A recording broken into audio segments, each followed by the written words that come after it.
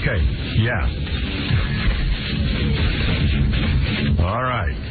Now. Good morning, everybody. What's happening?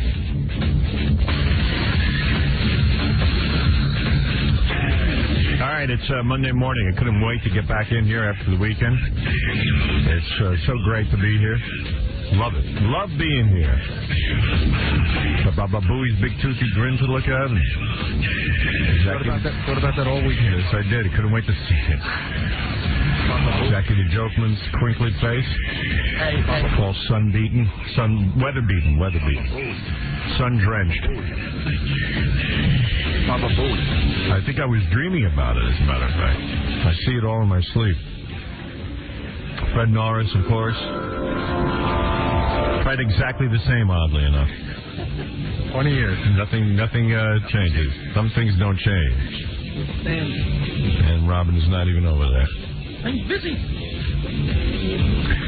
And how was your weekend? I understand. I went to bed last night. I did not watch the Portland Trailblazers pull the choke of all time. Up, I think, 18 points at one point. 15 or 18 points? 16 points. 16 points. They say it's one of probably the biggest choke, almost in basketball history. They had the Lakers put away. It was over. It was Game 7. It was the last quarter. Did you watch the game? Yes, I did. You saw the whole thing? Saw the whole thing. Look at you.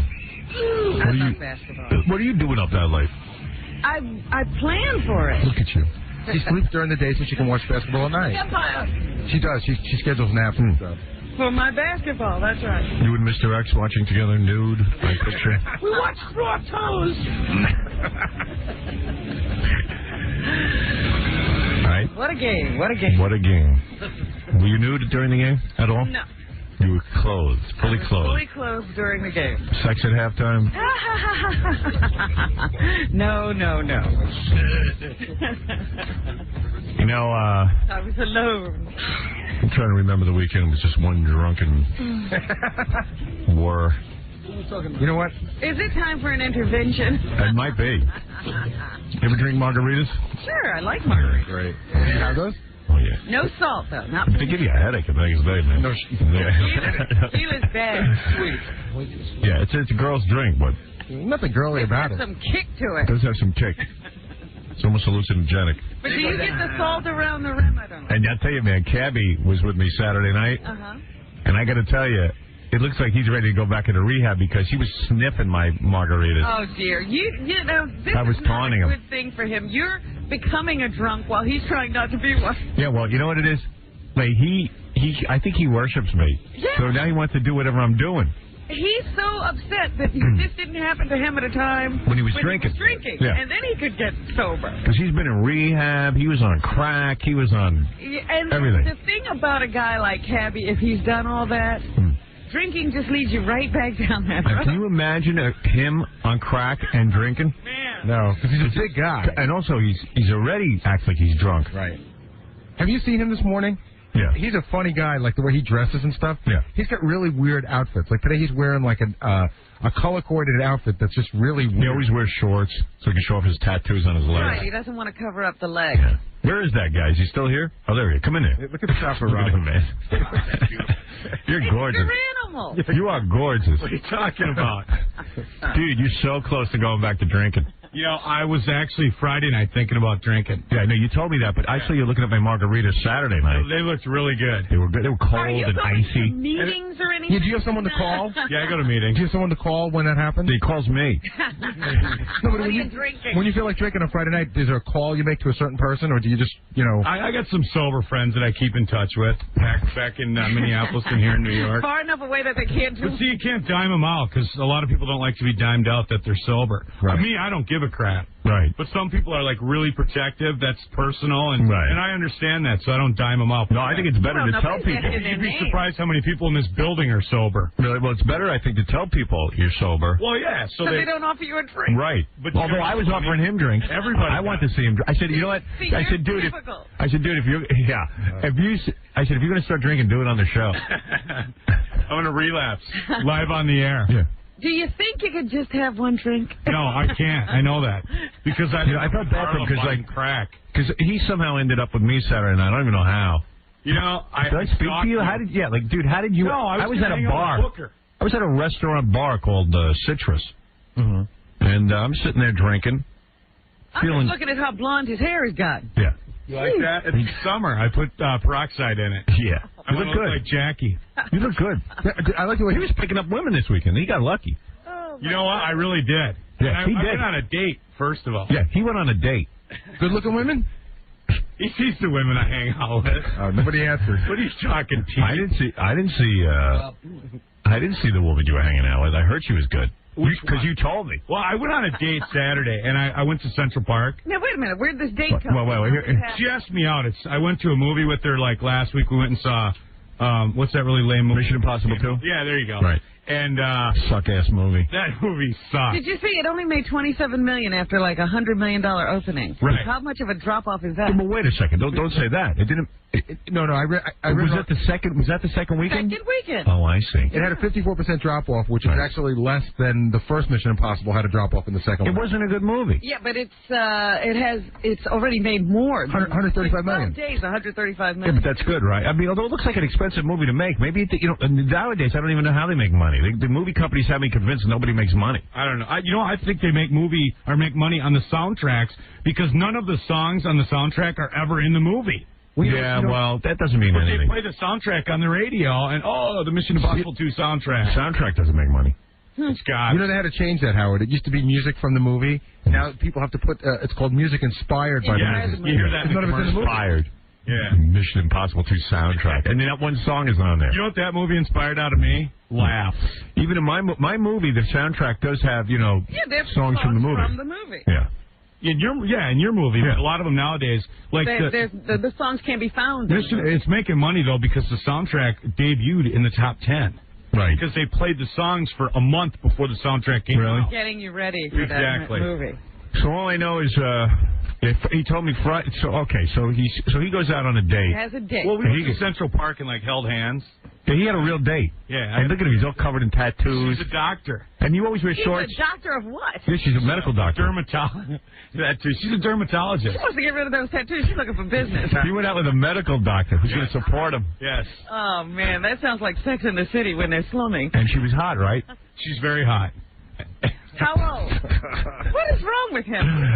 Because he's not being totally honest. I'm not being totally honest, but I'm being kind. No, he's being kind. Wait a minute. What happened? Where did he pick this woman up? Well, we laid out in the sun, and I got sunburn on the back of my knees. You ever get that? Yeah. From laying, and I take my shirt off. I'm cool with that.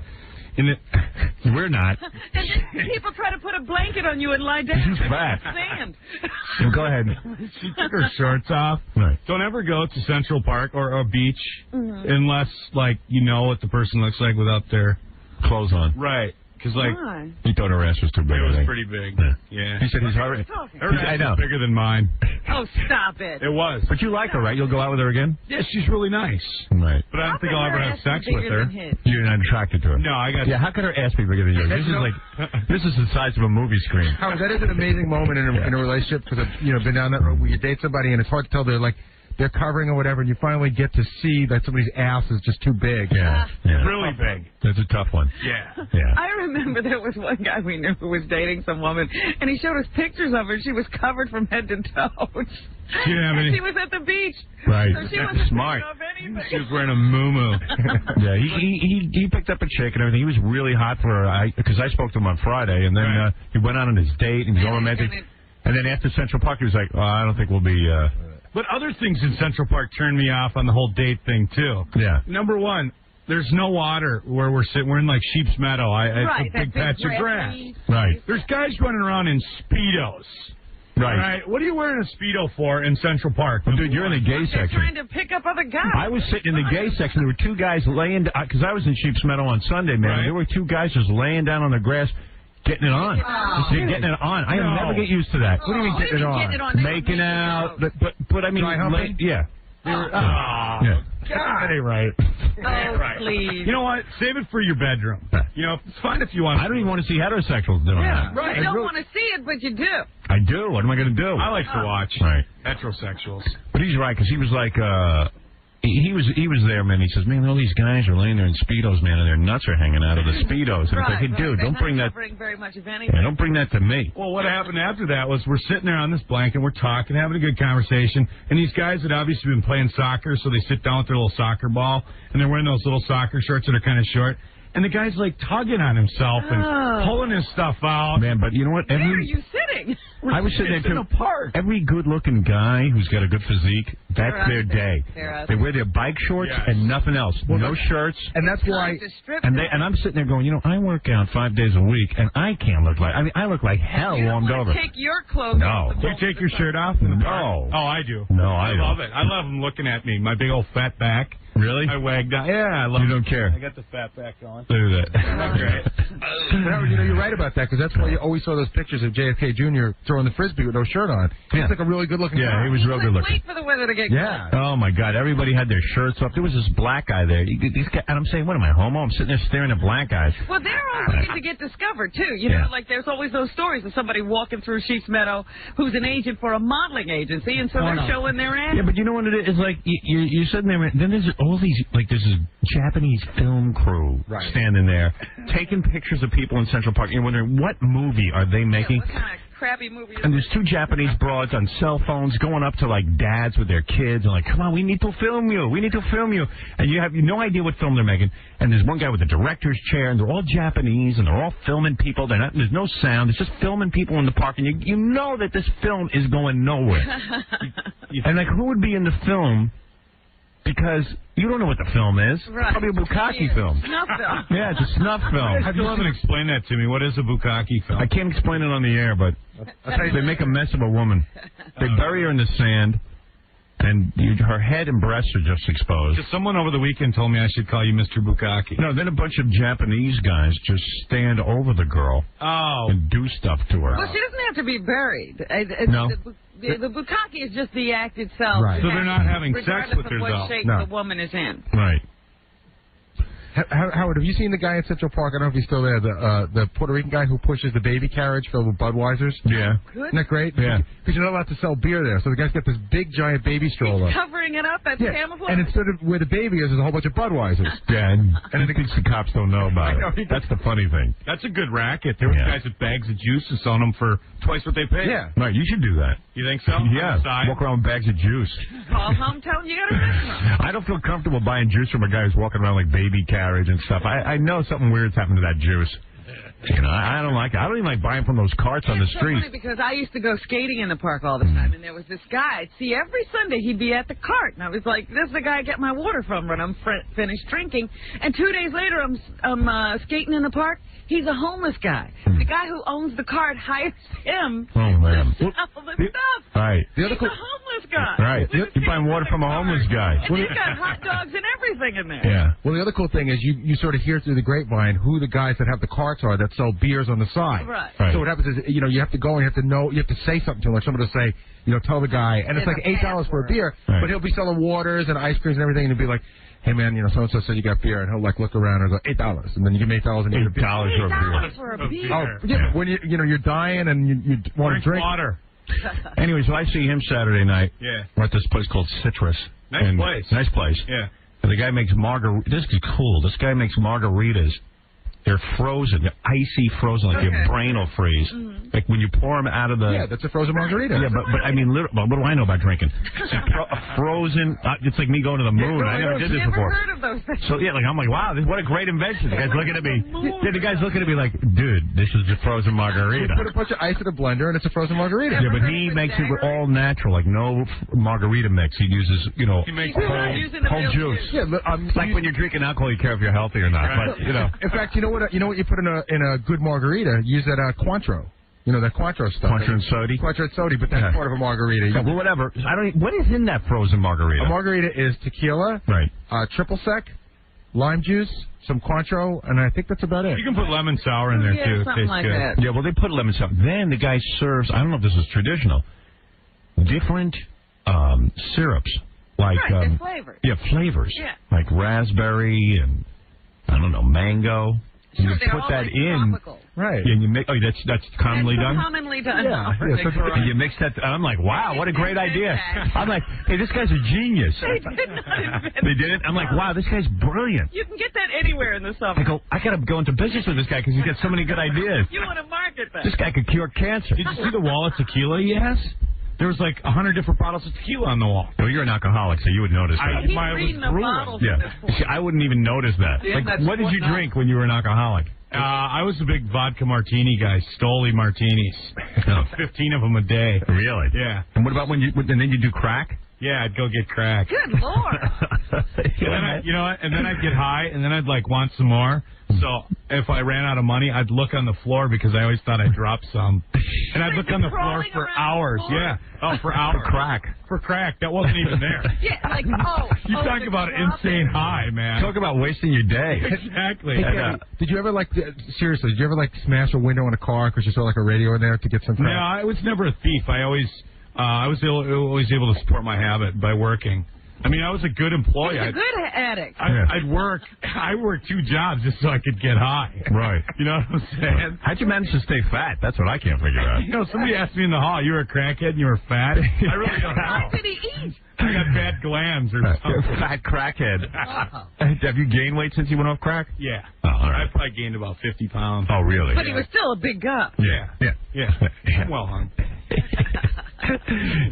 The only fat crack addict in the United States. That's why he was able to cover it up for so long. Right. Nobody could imagine he was doing crack. I think Amazing. I'm going to go on a diet.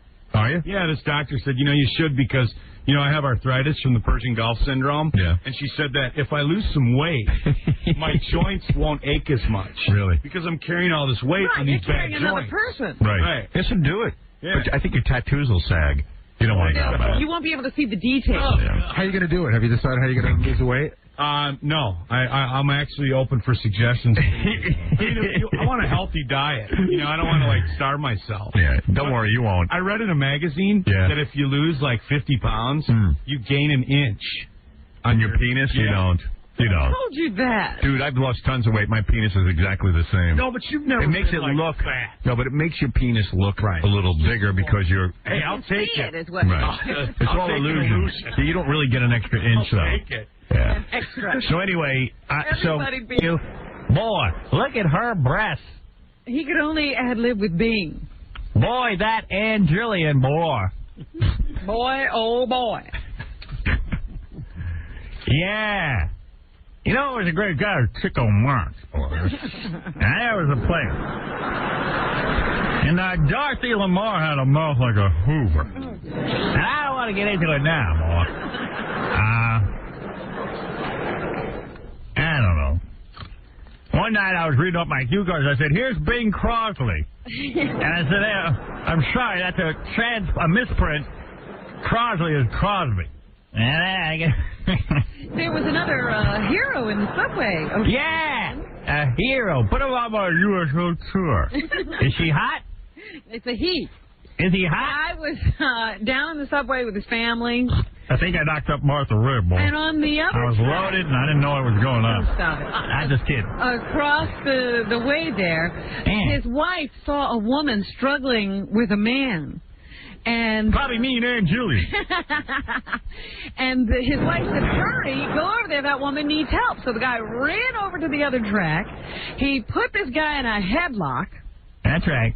And then the woman struggled away from him. He grabbed the guy just as he was about to push this woman on the tracks. Grabbed the guy, put him in a headlock, and then he drags him over to the token seller's window, pushes his face against the glass and says, call the police.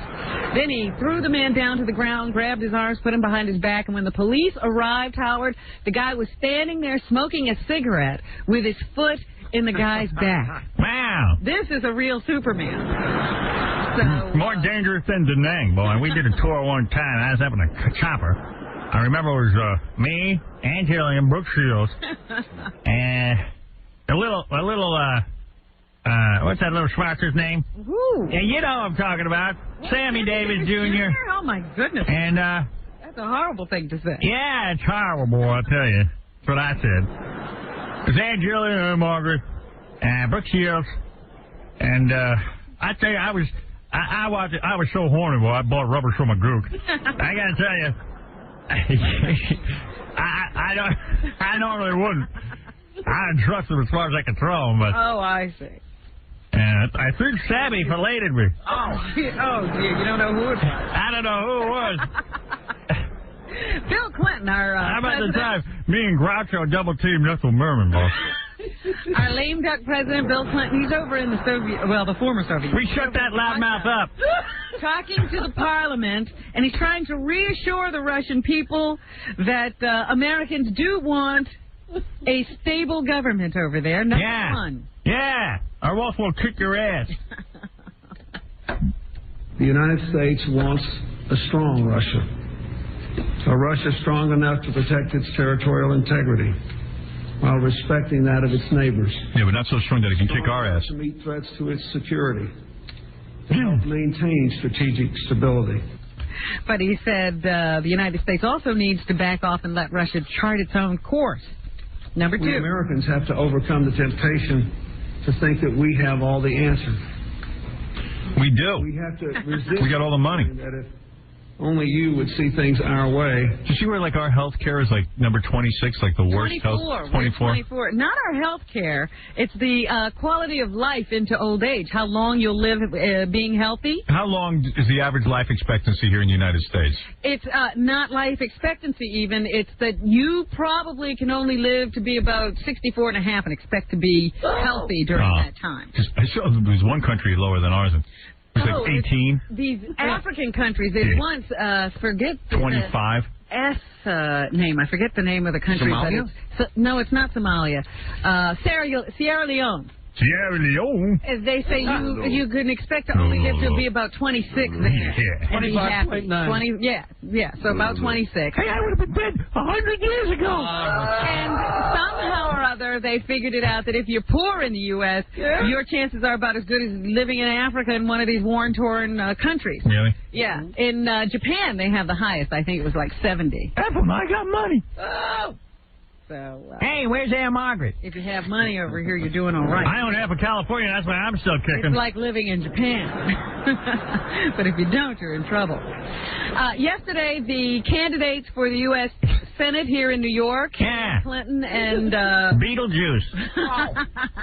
Well, I don't know if Beetlejuice did this, but Rick Lazio, he was out there. Ow. They were marching with the Jews. The Jews had a parade. The Jews. The Jews. Oh, the Jews. Yeah, it was an Israeli Day parade yesterday. The Jews had a parade yesterday, and so they were all out there. I understand Hillary was booed by some of the Jews. By the Jews. But they loved Rudy Giuliani, who was marching with the Rick Lazio.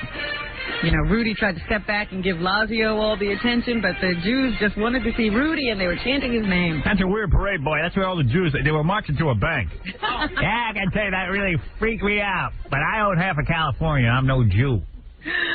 As you said earlier in that commercial, John Rocker's in trouble again. This time he was You know, gooks have very little hair on their privates. Is that right? They look like little boys.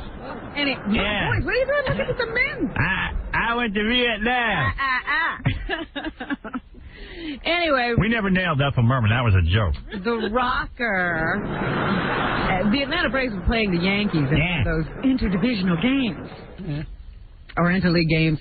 And there was the Sports Illustrated reporter who wrote the article about him happened to be in the hall as he was trying to make his way to his locker room, and he went off on the guy. They said it lasted about 10 minutes. It got a little scary. He was pointing his finger and yelling at the guy, "Do you know what I could do to you?" And what could he do? It's not over. I could have sex with you. And so the guy was shaken up. He said, all he said to John Rocker was, "You better not touch me." He said, "It might sound a little wimpy, but that's all I could do." So anyway, the baseball commissioner now says he will look into this latest incident with Rocker. Rocker, of course, after that Sports Illustrated article, was fined and suspended. So we'll have to see what happens to him now. Mickey Mantle used to do stuff like, you know, wild stuff in the locker room. They never used to, but everyone was gentlemen. You didn't report it to the newspapers. Well, that's what Rocker's looking for, that kind of gentlemanly behavior. Yeah. At the box office this weekend, a big surprise. Mission Impossible remains number one, making about $27 million over the weekend. Yeah. But Big Mama's House, the Martin Lawrence film, made $25.2 million. They should do a road picture with that Martin Lawrence and Tom Cruise, boy. Oh, they clean up at the bottom. Yeah, sure. Black and white, you kidding? Sure. Here's 𝗬𝗵𝗲, who appears in that film. What is he, a white? Martin Lawrence. Yeah. What does he tell people when they ask why should they see this movie? They shouldn't. Basically, I say it's a movie in which Martin Lawrence is in a dress and in like a 300-pound fat suit, basically. And that, that's about what it's all about, man. I mean, that's why you want to see the movie. I never did a picture in a fat suit. They didn't have it back then, boy. I would have done it. So that's why you go to see that film. Yeah. I didn't realize that was such a big draw. Also in the theaters right now is something called Road Trip. And a guy named DJ Quails is in it. Yeah, he's good, boy. He plays that emaciated guy who owns the car that they borrow to take their road trip from college. He should go to Vietnam, DJ Quails, and entertain the troops. I guess he told the people who were interviewed that he was a big fan of E! Entertainment Television. So what's his favorite show? Number 11. I really like the E! Hollywood True Story. It's so tragic. And like they should do Bob Hope. $5 million, and then they. And that Martin Lawrence, he's a nice black fella, boy. Does he play the banjo? Back then, when we had a black in our films, we had him playing the banjo. Nowadays, they get to do it all. Nowadays, they get the girl. You would never see a black with, let's say, Ann Jillian or Ann Margaret. Mostly, they play the butler. We had a couple of butlers, boy. Yeah, they were good. They could dance. Yeah, they fetch stuff while the white people go around acting all silly. Those were good movies. Old age sucks, boy. They don't make movies like that anymore. You should see my balls. Back to on the drugs, and then the transvestites came in, and it's all this really outrageous stuff. That will never. Back in the day, the blacks were relegated to just like being butlers and tap dancers. Nicolas Cage has a new movie coming out. It's called Gone in 60 Seconds and opens on Friday. Nowadays, these kids get their own feature film. His character's name is Memphis Reigns. What was it that attracted him? Who? Nicolas Cage, number 6. Never heard of him. Did he do a road picture with Ann Margaret and Ann Jillian? I do have a passion for cars, and I try to hook into something that is sincere. I own every car in California. With everything that I do. So, Memphis Reigns is a character that I could very easily buy into. That's a movie starts out like a lethargic bore. So look for that one. It also stars Ann Jillian this weekend. Oh! Ann Jillian? Not Ann Jillian. She's a terrific gal. Infiltrated my brain. About time they put her back in the movie. No, she's not in the movie. Angelina. Beautiful, talented girl. They picked the new Anakin Skywalker. I know you were wondering about that, Bob. Who was going to play Anakin in the next movie? I don't give it. His name is Hayden Christensen. When he called his mom to tell her that he'd gotten the part, what did she say? Number 7. Yeah. She was freaking out. Who's this kid? He's the new Anakin Skywalker. Who's this boy? It's chain effect. She started screaming, and my sister started screaming. Is he famous, this kid? So it was a good day in the Christensen household. And has he had any training yet since he's gotten the role? Number 8? I don't care who he is. One day he's going to get old and have to wear a diaper. I have an athletic background, but besides that, no, I'm going to start taking some bow classes, which is like a stick playing course. And when I get there, I guess is when I'll learn most of the tricks and whatnot. They ought to ask that Spielberg Jew whether or not he's going to put in Hayden Christensen with Ann Jillian. Oh, dear. Anyway, Hayden George also had to read with Natalie Portman, of course, who plays Queen Amidala in the film. Was there instant chemistry between them? Who? Ann Jillian? No, it was all very professional. The scene that we did, I don't even think it's going to appear in the actual movie. Any blacks in this film? So cool when I got there. They had this. Yeah, I got to tell you, boy, back in our day, there were no blacks in the film. Samuel L. Jackson. Remember? Yeah, you would never see a guy like that in my film. Oh, dear. Now, when we were watching the Oscars this year, remember there was a guy who fell out of his wheelchair? Yeah, it was funny. They announced that his film had won the Best Documentary Short Subject Academy Award. Yeah. The film is called King Gimp, and it airs tonight on HBO. There's a guy who fell out of his wheelchair.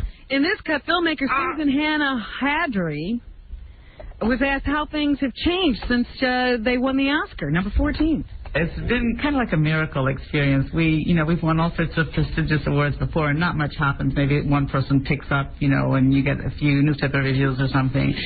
But we have not stopped. King Gimp, what kind of movie is that, boy? Is that a road picture? King Gimp's what we called FDR, boy. Franklin Delano Roosevelt. Yeah, I knew him personally. Used to go to the White House, hang out with him, boy. Back then, Eddie Murphy would have been one of his servants. I got to tell you. Now, his wife was a pig. Oh, stop it. That's right. Jeez. Made Dolores look like a princess. King Gimp Hey, Eleanor, sure. of an artist who is stricken with cerebral palsy. What does he paint with his feet? His name is Dan Keplinger. Yeah. Here, the director interprets for him. You would never see that in one of my pictures. That, as he talks about how when someone told him he couldn't be an artist, that spurred him on. Number 15. It is almost. He makes Crackhead Bob sound good. Like, yeah. Speak up. Teacher came and gave me some. She understands every grunt. To Oh, she's making stuff up. She didn't say anything. prove. What you talk about, Oh, my goodness. You are fired. What do you mean I'm fired? Hey, what do you mean That's you're what he just said. Yeah, he said you're fired. And that's all, it means something. All right, Rob. Me. Bob Guccione has finally succumbed to doing exactly what his father does. He has a magazine now that has naked women in it. Yes. It's called Gear, and he's got some other promotion going on right here. He says that Gear is looking for men to ride motorcycles across the country, number 16. It's a sense of complete freedom, which I think is what this country is all about. And what certainly every guy is all about. And every guy has this innate desire to escape. We're always boys first. Men are always boys first. And this epitomizes. What are you talking about? So we want to take this journey, record it. Okay, come on. Okay. Is it your desire to hop on the back of a motorcycle? I can't take the credit. She called us out. No. I'm asking you. Oh, me? No. I know what I want to hop on. Well, Guccione here talks about the decision of actress Jessica Biel to pose nude in the March issue of Gear. I never heard of her. Asked us if she could.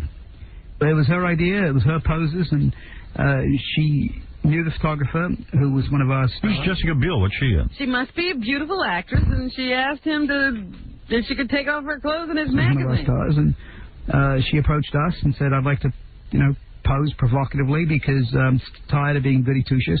I don't know if you've seen the TV show, but it's really saccharine sweet. And I don't even know what TV show it is. On that show, I pose nude too. Jessica Biel. So look for her in Gear, and maybe you'll figure out who she is. All right. Helen Hunt, they say her marriage may be in trouble. She and Hank Azaria married after living together for 5 years. Friends are, I guess, saying that they're discussing a possible breakup. Hunt and Azaria, as I said, are married. Their marriage ceremony combined Jewish, Buddhist, and Hawaiian traditions. Oh, yeah, you knew that was doomed. Azaria's got a little bit of a career going for himself, so now he's dumping her. You think that's what's going on? Of course. Last January, Azaria told going to take all her money. Mitchell Fink that he would keep the home fire burning in L.A. while Hunt was out working, but he appeared somewhere not too long ago, and they asked him about the marriage, and all he would say is, "We are still very much married." Does he get half our money? I wonder. What is it? Oh, that Jessica Biel? That's that hot 17-year-old from 7th Heaven. Oh, they're talking about that. That already, they already printed that, right? Oh, that's why she was... It was her idea. Yeah, well, Hank Azaria, will he get half of Helen Hunt's money? She's got a lot more money than him. Aren't they? Don't they live in Los Angeles? I don't know. I don't know if they have a prenup. We'll have to find out. Anything else, Robin? There was one other thing. Yesterday was the Tony Awards, and they just had to get this Rosie to come back and host. Last year she couldn't host. They were all upset. Right. Like, nobody can host this thing but Rosie O'Donnell. So last night she hosted, and she's getting bad reviews today in the newspaper. So here's a little bit of Rosie's production number. Wasn't like Billy Crystal do this? Yeah, I think that everybody has. They think this is how you do it now. I'm gonna use a song to tell you a little known fact. You know lots of TV shows are filmed in L.A., but did you know your favorite stars began on Broadway? There's a gal on Will and Grace named Megan Mullally. Why did you have to sing it? Why can't you just say, hey, you know who used to be on a Broadway play? And you know, there are really talented people out there who could sing, but we got Rosie. Yeah, she's a big girl, right? I wouldn't take her to Vietnam. She crashed the copter, boy. That's a big girl. Christ, she's huge. Now, we took good-looking girls to Vietnam. Angelian. No, no. She's an easy target. The goose would kill her. You gotta be careful when you're down. Oh. All right, was that it? That's what's happening. Jackie, way too many Heineken Martlings. What's happening? His 4 Dirty Joke CDs and cassettes are available on the Jokeland Web Mall. Everybody's loving them up. Call 1-800-323-KING. And Jackie coming back from a triumphant tour, now going back out on the road. Friday, June 16th, the big show at the Reno Hilton in Reno, Nevada. Go see the very funny Jackie the Joke Man. And for more information, jokeland.com. He even has filthy 3D Joke Man. See? Over there. Don't miss Stuttering John appearing in the Donkey Show every Thursday night. For tickets, go to theatermania.com. John will be jamming with King Norris at the China Club tonight to benefit Northrop Robbins. Thanks to Oprah Winfrey and Tanya Farding. You can order their album Pull My Finger at pullmyfinger.com or 1-877-PASS-WIND. See you tomorrow. The Howard Stern Show. Rock Radio.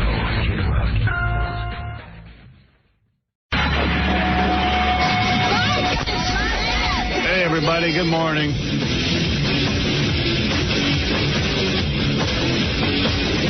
I have so much hair, it's in my eyes. Like I have to brush it out. Hey, now. Is it time for a trim? No. Just an issue. This microphone has to be fixed, Scotty. It's wobbling. Good morning, everybody. Sorry, a little technical problem. I'm bringing you into the behind-the-scenes goings-on here at the radio station. Quiet, numbskulls. I'm broadcasting. You know, I just read this very small mention of me in the newspaper today. That's, you know, there was somebody, I don't even know what this means. Encore cares about karaoke. Opening night, the West 24th Street Club called in Howard Stern's personal sound guy to fix the machine. Well, who's your personal sound guy? But what is Encore cares about? What is Encore? It's an item that nobody would understand. Yeah. Most of all, me. It sounds like some club is opening, but I'm not sure of the name. Who's my personal sound guy? Is that Scott? No. I don't know. Scott, I didn't know. Side job? Where did I get a personal sound guy? I don't know. Do you walk around worrying about the sound around you? I don't know. Someone's going to have to elaborate. Howard Stern's personal sound guy. I mean, think about how ridiculous that is. I've understood when you've had a personal hairdresser and a personal, you know, a stylist, but a sound person? Are you involved in this, Scott? I'm innocent. I have nothing to do with it. Yeah, I wonder what that is, my personal sound guy. I don't know. I mean, I guess I'm that guy here, but I don't go outside and claim that I'm your sound guy. I just wonder. I wonder how this story comes about. I would be fascinated. Who worked on? Encore cares about karaoke. Now, what is Encore? Is that the club? It's a club. Opening night, the West 24th Street Club called in Howard Stern's personal sound guy to fix the machine. They must be desperate. Howard Stern's the sound here is terrible. They must be. Yeah, don't call him my sound guy. Don't call me. Yeah, I've got horrible sound. You got to fix this mic. It's like it just starts going. Oh, okay. I don't know what it is. You can tighten it up. Thanks. No problem. Mr. Cheerful. That's me. You gotta call your personal sound guy. Look, here it goes. There goes the mic. It's going limp. Wee. Yeah, it looks like my wiener after... All right, when you take a break, What? When you take a break, I'll fix it. You have to interrupt me to say, well, when you take a break, I'll fix it in the middle of a sentence. I was doing an analogy to my wiener. I apologize. All right, goodbye. You drain me. Really, your voice and your affect and the way you say things just is so anti-good radio. I've never seen anything like it. What is it? What is it? Because you have a mustache, you try to keep your mouth straight when you talk? No. No? I don't know. It is a way of speech that you have. It seems very stilted, very affected. Really? Really? Like a guy. Like you can't, really? I mean, it's like you drain the energy out of the room. I'm sorry. Go back and figure out how you cannot drain the energy out of the room. Okay. I'll work on my speech. Write an essay on it. Right, Robin? You know what I'm talking about? Well, at first I was going to say maybe it's an on-air thing, but he does drain the energy out of a room even when he's off the air. Well, that's really nice. Wow, that's really nice. I mean, I've never heard anything like it. I've always considered that part of his charm. Thank you, Artie. At least I get a compliment somewhere. It was left-handed, but... Thank you, Scott. He's much better on the computer. He writes me notes, and they're fun to read. But Really? Yeah, but when he comes into the room, you just want to hang yourself. I bet you there are more suicides committed in his presence or after people have hung out with him. Do you know anyone who's ever killed himself? No. No one on your bowling team? Can't say No one you ever worked with? Not yet. No? No one's ever gone postal after hanging out with you? Not yet. Yeah. I think they threatened to, but... I think they threatened to. Hasn't happened yet. Right? It's horrible. Does he irritate you the way he irritates me? I'm trying to think what the high suicide rate jobs are, and one like if a coal miner lived next to Scott, what are his chances? 0. Come on. Oh, no. I mean, come on. I'm kidding around. It's true. I mean, I've never seen anybody drain the energy out of a situation. I do that, yeah. Yeah. It's my specialty. It's like I want to go home. You know what I mean? I don't want to do the show when he's in the room. I'm leaving. Thank you. I'll see you during the commercial. You can drain me during there. Time to go bore the hall. What? It's time to go bore the hall. Hello, carpet. Wake up. He's a guy who bowls once a week, definitely. I bowl more than once a week. Right. I could have been pro. I'm on 2 leagues. We don't even... When we do the impression of him, it's more entertaining. It's too entertaining. It's not a good impression. Oh, yeah, you had charisma, too. Yeah. I do, too. It'll be taken care of. And what is that? The breathing. I can't breathe. I always wondered how the impression of him evolved to that with you guys, because it's not exactly him, but it's a funny version of him. It's my pre-emphysema wheeze. Well, listen to him talk. It always ends with... It's like this breathing thing like you got. Oh, well. I'll go, okay, give me 1 second. Turn up that pot over there. I'm trying to decide. It must be the look of him and the sound of him together. It is. Right. He's slovenly.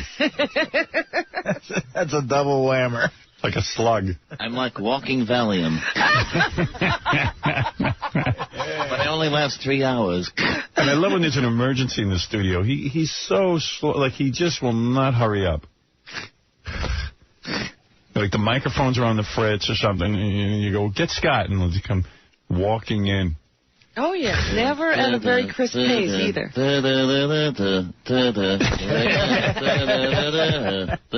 I watch turtles go past me.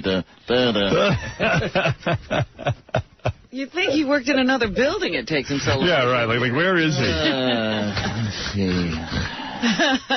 Here's Scott, the engineer, checking the microphone. Hey now. Hey now. Oh, man, I don't know. We're bringing him with us to satellite. God help me. I love the guy. His work is great. Mm-hmm. I'm here in case things get too exciting. It's going to be weird. Like, we're going to be over in satellite, and it's going to be all unfamiliar territory, and we're going to be walking around a new building, and then all of a sudden you'll just run into Scott. And then you go, oh, okay. And everything will fall into place. Right. Reality check. And the first day is going to be like, they don't have a lot of things they need. I told them. The equipment isn't... The line isn't balanced. Yeah. They didn't listen to me. I have to drain the room again. Yeah, what's up? I think we figured out who that guy is. I don't want to give his name on the air because I'm not sure. But I think we know. What guy? What guy? Your personal sound. Yeah, guy. right. But I mean, like, how do I know him? He's been up here doing things for us. Oh, I know who you mean. Oh. He's a friend of Dan's, the song parody man. Who are you talking about? My redheaded friend? No. Somebody else. A friend of Dan's? Yeah. Is my personal sound man? I guess he claimed to be. And why has he been up here? He's been up here helping out with helping out with the losers. He did.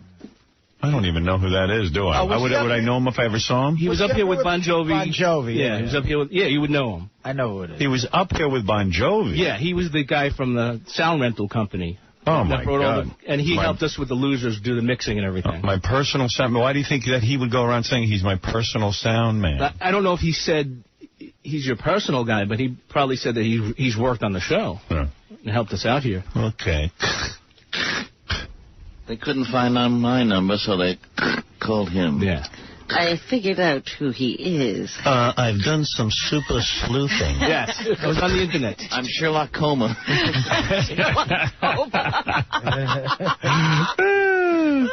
I'm Sherlock 𝗏𝗏. Elementary, my dear morning man. I'm going to go back and think about this some more, see if I come up with other culprits. Don't worry, I'll get to the bottom of it. I'm here to vanquish limp microphones and Professor Moriarty. I'm not going to mention his name, but he's a friend of Dan's. Watson? Watson. Uh-oh, Watson killed himself. He was hanging around with me and he killed himself. I still believe somebody must have killed themselves after hanging around with him. No. Big black cloud over Scott's head. Well, that I know. Got the big black cloud. I'm a loser. Although a lot of my neighbors enlisted for Iraq. Yeah, maybe whole families are wiped out. That's why he hasn't heard. They're just all gone. All right. Thank you. Thank you, Scotty. This is Hey, 1, 2, 1, 2, 1. Hey, 1, 2, 1, 2, 1, 1, 2. That's Scott at work. 1, 2, 1, 2. Big, smelly, wet holes. No. Hey now. He's testing the microphone.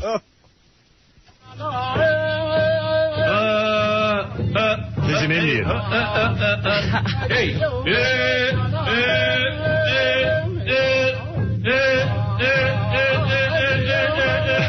You didn't know he was part Indian. Like you. It's his suicide dance. Right before people kill themselves, he does it.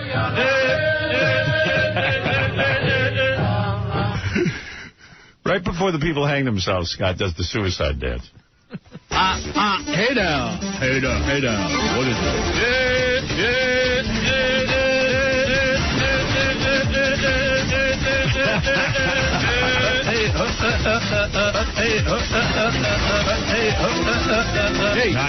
Hey.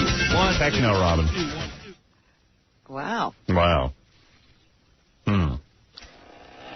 Yeah, I just thought that was an interesting little thing. You know? My personal sound guy. Crap like that bothers me. Well, especially when you don't have one.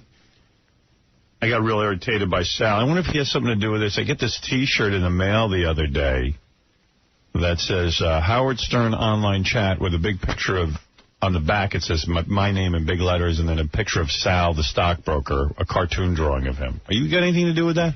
No. What is that? What is that? Why are you annoying me so much? I don't know. What happened there? I try to do everything to make you happy. What is that T-shirt? I don't know. This guy keeps emailing me, and it got to a point where I said, look, just do whatever you want. Get out of my hair. Just do whatever you want. I mean, this guy... You give him permission to make T-shirts with my name on it? Absolutely not. I have nothing to do with that. This is all across the back, Howard Stern. I know, and now he wants to do the same thing with Richard, and I just stopped replying to this guy. Well, why did you say you just said two different things. You said, I gave him permission to do whatever he wanted. This guy said he's a big fan of the show, and he's starting an online chat. Okay. And he says, can I make a T-shirt with your face on it? And that's all I thought it was. So you gave him permission to do it? Just to put my face on a T-shirt. I didn't know he was going to put Howard Stern on. Why would you do that? I didn't know the name of the website. Because... Why would you give somebody... I feel you're lying right now. I'm not lying. Why would you give somebody permission? T-shirt. Why would you give somebody permission to use your image? Because I don't care. Nobody wants to buy a T-shirt with my image on it anyway. So I said, go ahead, do what you want. It was a fluke. When the guy said to me, I want to put a T-shirt with your... So did you say to him, don't put Howard's name on it? No, because I didn't think he was going to put your name on it. If I thought he was I know better. Believe me, I know you'll hit the goddamn roof if your name's on something. Use your brain. You don't think. And you know what it is? You like being on a T-shirt. That's fine. I don't like being on a T-shirt. I don't care about being on a T-shirt. Then why would you say yes to being on a T-shirt? He's lying. No, he likes to be on a T-shirt. That's not true. I don't like being on a T-shirt. Thank you. I've had enough. This is like a one-sided people's court. That's it. You just gave me all the information I need. I told the guy do whatever he wants. No. What do you mean no? Now you're taking that back? All right. Thank you. It's done. Conversation over. Court's in recess. You've been convicted and tried. Judge Howie has heard enough. Judge Howie's heard enough. I don't need to hear more. That's all I needed to know. So what's on this T-shirt now? No, it's got my name all over it with Sal the stockbroker, and it's like I don't want that. And people think I'm ripping them off. Somehow. A crappy T-shirt. Some crap T-shirt. You know what I mean? You should see this T-shirt, Artie. Even you wouldn't wear it. No, but it is a lesson. You got to tell people. You got to tell people specifically, like 1,000,000 times, do not. All right, I have it, because sometimes I have a difficult way of expressing myself. So I'm going to calm down and explain. You have a difficult way of expressing yourself. Right. All right, let me hear this. The guy sent me multiple emails. He was hounding me. It got to a point where... He was hounding you? Yes. You had to open the emails? They're sent to me. Okay, so he's hounding you through email. No such thing as deleting it, moving on with your life. But go ahead. Go ahead. Let's hear the rest of the explanation. Look, I probably have 4 fans, so when somebody sends me an email, I'm polite to them. You're excited about it. Right. Okay. That makes sense, right, Robin? So far, so good. Okay. All right, go ahead. So it got to a point where I replied and said, I can't control what you do, just do what you want. You can't control what he does. He's asking you your permission to put your image on a T-shirt. And once again, I didn't know. So why would you say you can't control what it is? He's asking you for permission. So you said, I can't control you, do whatever you want. That makes a lot of sense. Well, that gives him carte blanche to do anything. Right. So now he can use your image anywhere he wants. But the point You've allowed him to use it. He can wipe his butt with my image. Right. I mean, who cares? But I do, because I'm involved. I know, and I apologize. And you didn't ask him what he's going to put on the shirt, nothing. You just said, do whatever you want to do. He said he was doing a website, and he was going to ask me if you didn't ask to see the design. You didn't want to know the name of the website? But I was so... You didn't want to know the name of the website? You didn't want to know anything? You just said, okay, go ahead, because I don't want to be hounded. You're being stalked by your one fan. Right. He wore me down. He wore you down. And I apologize. Yeah, no. That's a lame excuse. She shouldn't have come back in here. Yeah, that was worse than the first time. It's a worse excuse. You got 4 emails, and that's him stalking you, so therefore you surrendered, you got raped, and you just spread your legs and took it because the guy wrote you 4 emails? You got to be friggin' kidding me. And you couldn't resist the temptation of 4 emails. It's just, so you gave away all your rights. What rights? I don't have any rights. All right. Well, you gave away my rights. I'm sorry. And you didn't ask the guy the name of the website. Yeah. Okay. I guess so. That's smart. You know what? You're a very good businessman. Howard, I can see why you were a successful stockbroker. He's taken the time to open these 4 emails, but he doesn't care what they say. Right. I do care what they say. He got excited that he got an email. Yeah. So he just said, please do whatever you want. I said, please, please. Yeah, do whatever you need. Please put Howard's name on it to piss him off. That's what I want. Well, yeah. Come on. That's essential. You don't think. You said do whatever you want. You got a maniac emailing you, obviously. Now he's a maniac. Do whatever you want. This guy. Oh, he's not a maniac. You're a maniac. I'm a maniac. Now I'm a maniac. Yeah, you're a maniac. All right, very good. You're insane. All right. Good. I'm going to go kill myself today, all right? Will that make you feel better? You do whatever you have to do. Good. Just like you told the guy. I'm going to tattoo your name on my chest and jump off a bridge. All right, thank you.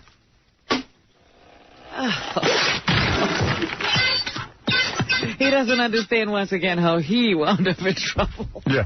What did he do? Did nothing wrong. Do what you got to do. Do what you got to do. He can't say no. No is not. The email that says no, he can't write. What? Do what you got to do. Can't he say no to... He's afraid he'll lose that fan if he says no. Yeah. He didn't want to lose his fan. And I like how he always throws Richard Christie in there, too. Oh, yeah. Notice there isn't a Richard Christie one.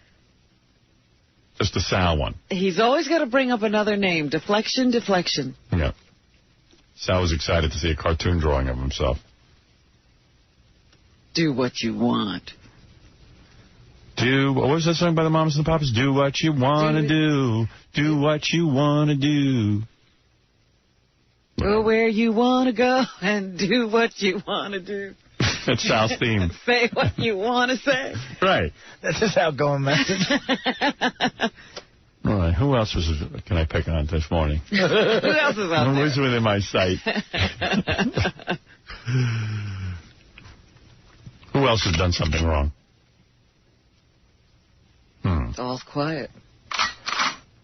Can't get anyone in my sights. I can solve the issue. Look. What? I can solve who your personal sound man is. Who's that? I'll come in a second. I'll tell you. No, tell me on that thing. You're funnier on that.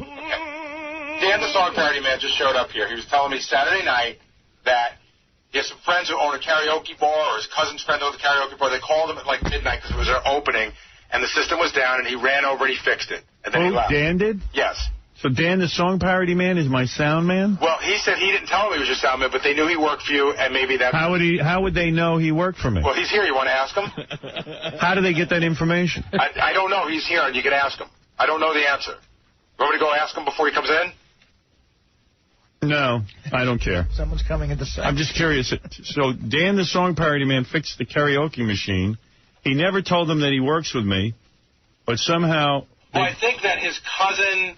or a friend of his cousins called, and they knew that he worked here at times, but that's not why they called him.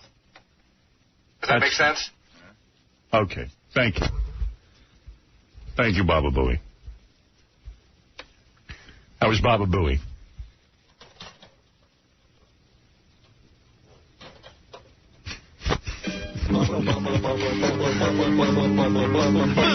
You ever get one of those moods, you know? Oh, I see you're in it.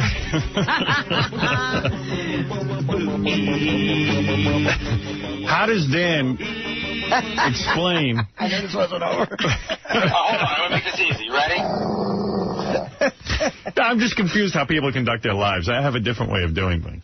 Dan, how did they know that you worked with Howard? Okay, this wasn't anybody related to me.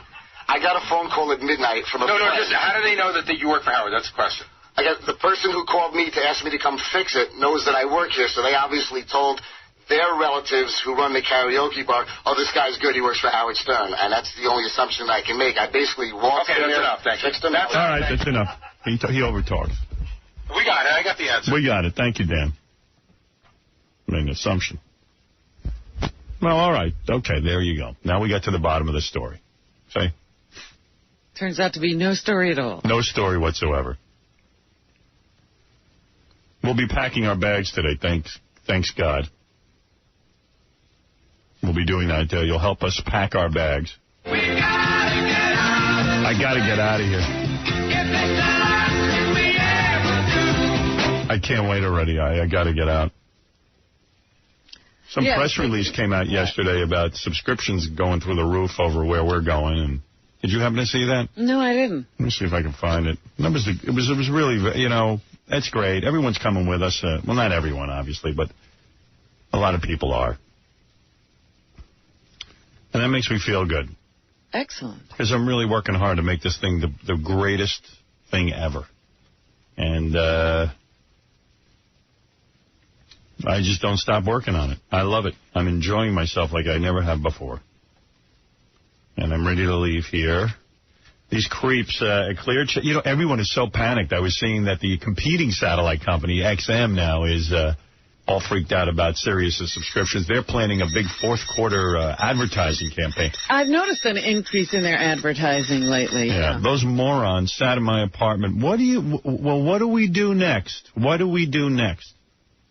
I said, what do you do next? I don't know what to tell you to do next. I don't know what to tell you. In other words, they wanted to make me an offer to come over there. And then the guy turns to me and goes, well, what do we do next? Maybe we should have another meeting. And my agent would say, what are you meeting about? Well, I guess what you would do is make us a formal offer. Well, we'll have another meeting. The meetings, they got no shortage of over at XM. There's a meeting for everything. And I said to my agent, I don't know what these guys are doing. They're doing some sort of weird thing. One day, 7 guys piled into my apartment. 7 of them.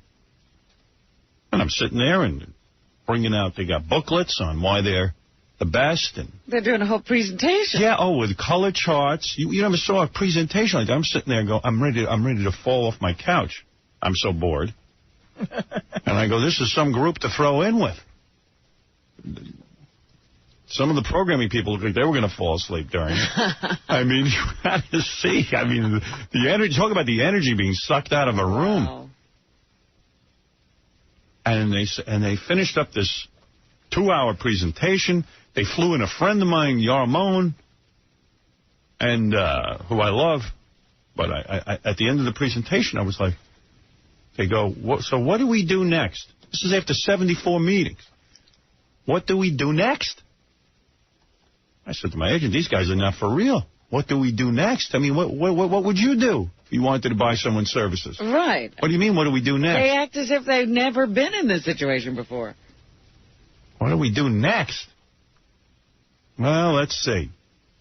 What do we do next? Why don't we have a board of directors meeting? We'll figure out what to do next. The first time they offered me a job 5 years ago, they offered me something. They said, well, we have to go to the board of directors about this. And it was not an extraordinary deal of any kind. And I said, okay. And I didn't hear from them for a month. And after it was announced in the paper, that I had signed with Infinity Broadcasting, they called up and said, listen, we met with the board of directors. They've okayed the deal. And I said to my agent, do they read the newspaper? I mean, it is the broadcast. I mean, it's all over the paper that right, it re-signed. It wasn't quietly done. I've talked on the air. How do they, they got to be kidding, right? They were in a meeting when the paper came out. They were in a meeting when the paper came out. That's maybe an explanation that I could not figure out. So now they're going to do a big advertising push. Well, let me tell you something. Well, now they figured out what to do next. You got to understand something. You got to understand the history of satellite. The company we're going to, Sirius, the company we're going to, got in the game late. And when I signed, they were only at 600,000 subscribers. Now they're going to be upwards of 3 million. Now, XM is ahead, and the reason is when they were the first company, they signed a deal with General Motors, the car company. The only thing they got going right now is when someone buys a new GM car, they just automatically install that in the car. Right. So people can convert that for like $100. You know what I mean? It's not impossible to get. Yes, that's the point. And the thing is now, because they had that deal with GM, so that's why their numbers have gone up. But once all the car dealerships that Sirius has, once those deals really start manufacturing, go into effect, like Ford and all them, game over. Mm. You know. Plus, I told you, I was with a friend at a GM dealership. The guy had no idea who I was. I was just sitting there listening to what was going on, and he says, as soon as the satellite comes up, he goes, we don't have Howard. Yeah. That's what they said. They get really sad, and they start to speak in low tones. I know. Well, you know. Oh. What can I tell you? Hey, Eddie. Hey, how you doing, Howard? Hey, brother. Pretty good. Hey, Artie, Robin, Fred, how you doing? Listen, Howard, I hooked up my Sirius. I called in. It was so easy to put it on. I called in. I got a great... I'm surprised. I heard something they do something like that, and I'm surprised. That's how Jack LaLanne went out of business or whatever. Not Jack LaLanne. There was one, I remember, an exercise, a gym. Exercise place, yeah. Vic Tanny, I think. Used to give, years ago, a lifetime membership. But that's great. That's Great. Good for you, I Eddie. know. Good it's for you. Great, man. It's great. Good for you. know? I got you ready, Howard. I'm ready. I'm going with you, man. My brother gave it to me for Christmas as a birthday present, and I'm all the way. I'm going with you guys, man. So I'm looking forward to seeing you. You were born on Christmas? Yeah. Oh, interesting. It's Jesus on. Tell me more about your life. Well, I was upstairs. I did the limbo. Oh, yeah. With high pitch. So now Irish John named me Eddie Sax. I said to them over there, I said, lifetime subscription. You should only give that to 90-year-olds. How old are you? I'm going to be 38. Hey, what's your life expectancy? Let's see, what are you, Hispanic? I'm Hispanic, yes, sir. Yeah, you live in an impoverished neighborhood? Yeah, I live in, I actually live in the Bronx, and it's a nice neighborhood. It's not too bad, you know. He doesn't have much time. You might, either you'll be killed in a gang war, or, so maybe you'll live to 50 if you're lucky. All right, so now I understand why they gave you a lifetime subscription. I don't come out of my house. Once I go in, I don't come out. Oh, boy, you see? Well, maybe with the lack of air, the lack of oxygen, you'll drop dead soon. I actually know Eddie. He delivers downstairs. He's a produce guy. Yes, very nice guy. Yeah, I deliver to Noble, Howard, your favorite place. Yes, I know you. I know who you are. I've got my eye on you. Now that you have a lifetime subscription, I got to make sure you're not too healthy. Thank you. Thanks a lot, Howard. Bye-bye. Right. Howard. A lot of Hispanic guys have trouble saying Howard. They can't put the D at the end. And we worked with a morning guy here who used to be on the Spanish radio station on the AM, and he named, it's one thing, okay. He named his son Howard, and he called him Howard. I said, why would you name your son Howard if you can't pronounce it? What do you mean I can't say Howard? I go, it's Howard. That's not how I say. I say Howard. All right. Listen, another thing that doesn't make sense to me. Put that on the heap right next to the guys at XM. What do we do next? What do we do next? You mean I got to tell you what to do next? What is this, a dance? Do you want me or not? What are we, 2 13-year-olds? Do you want me? My legs are spread. Now give it to me. Howard. I love how, like, Panero goes around saying, oh, well, there was a good deal for Howard, but a very bad deal for Satellite. I'm like, oh, okay. Real bad. Seems like the best thing that ever happened. Yes, he's real horrible. There are 2 types of men. There's a guy who is in a room with a gorgeous woman and says, can I kiss you? And then there are those that kiss. They just go in and kiss. I prefer to be with the guy who kisses me, not the one who asks. Just lay it on me. Move in for the kill. Make your move. Make your move, douchebag. What do we do next? Take a chance. I'll tell you. Oh, kiss me. Take me. I'm ready. It turns me on. Bad Business 101. Oh, yeah. Sweet. And this moron who runs Clear Channel, I'm listening to him on C-SPAN, somebody sent me, or ESPN, some one of those. Maybe on C-SPAN. I don't know. Lowry Mays' son, Mark Mays, his dad put together Clear Channel now.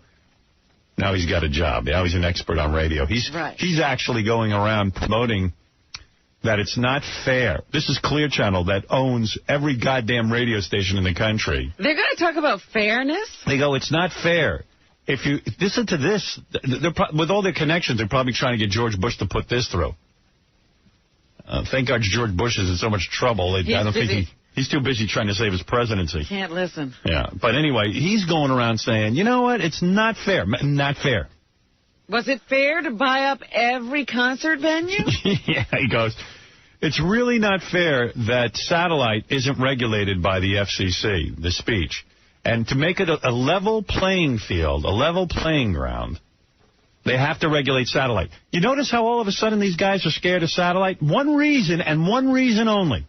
Hello. They never used to worry about it. They used to let their employees work on it. Bubba the Love Sponge was telling me he used to be on satellite and be on Clear Channel at the same time. Right. They could have cared less. But they kicked you off the air. They kicked me off the air.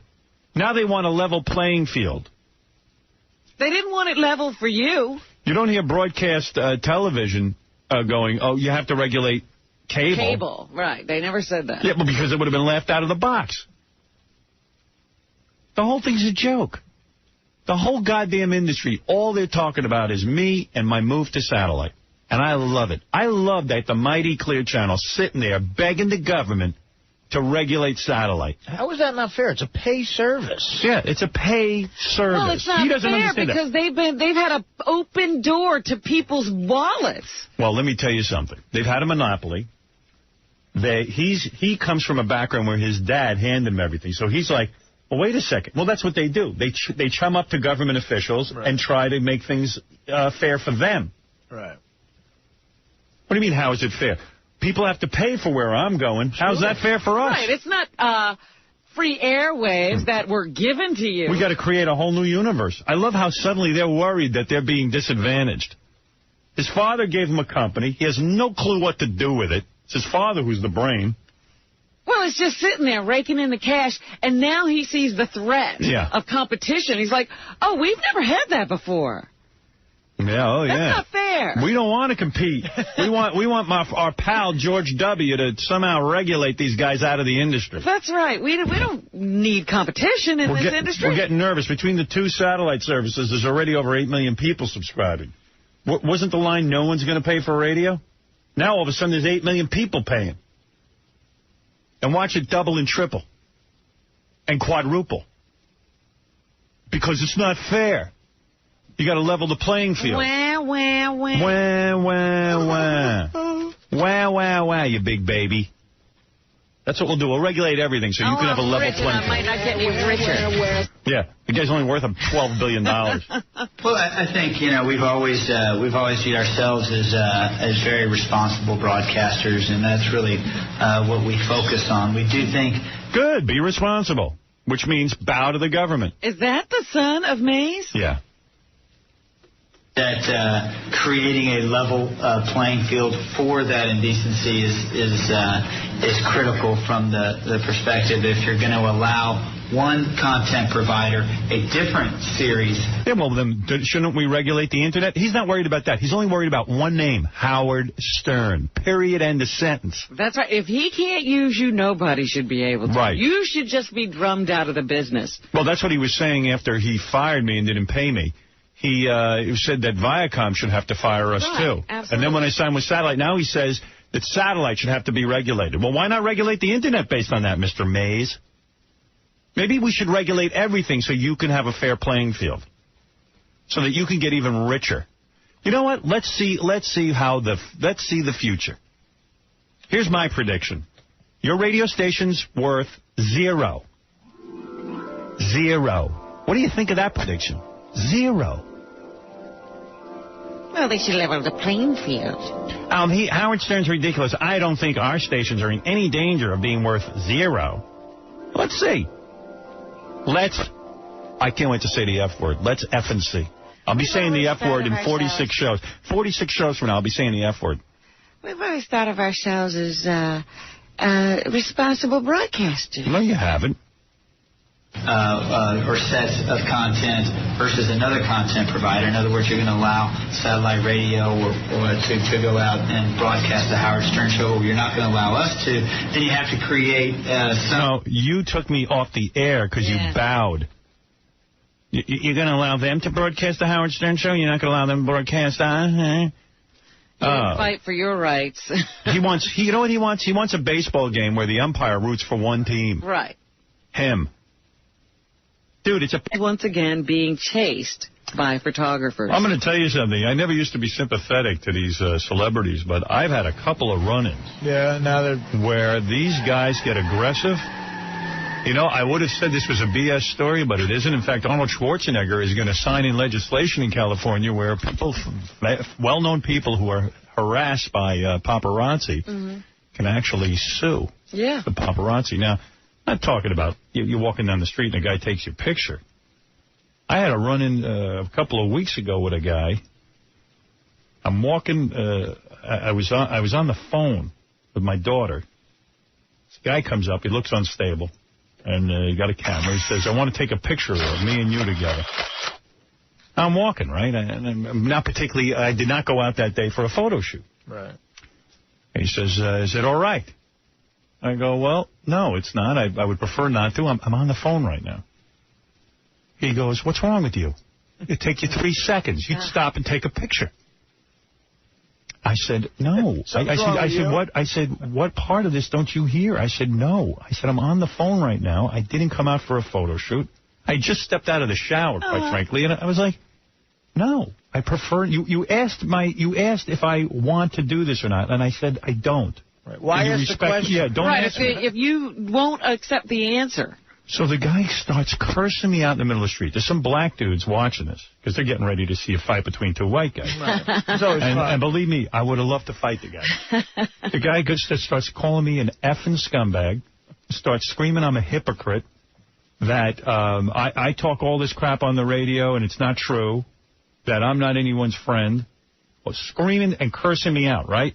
Meanwhile, now, my daughter's on the phone, panicked. She goes, what's wrong? I go, I got a situation here, and I don't want to hang up because I don't want her to be nervous. Right. I turned to the guy. I said, listen, you're an effing child.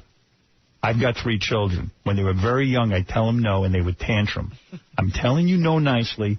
Get the F away from me. Right. Just get the F away from me. Now the guy's up in my grill. And I'm going, I got to wait for him to hit me so I can hit him? I was going to say, when are you allowed to when am I allowed to actually pummel his ass into the goddamn ground? When can you get physical with a guy like that?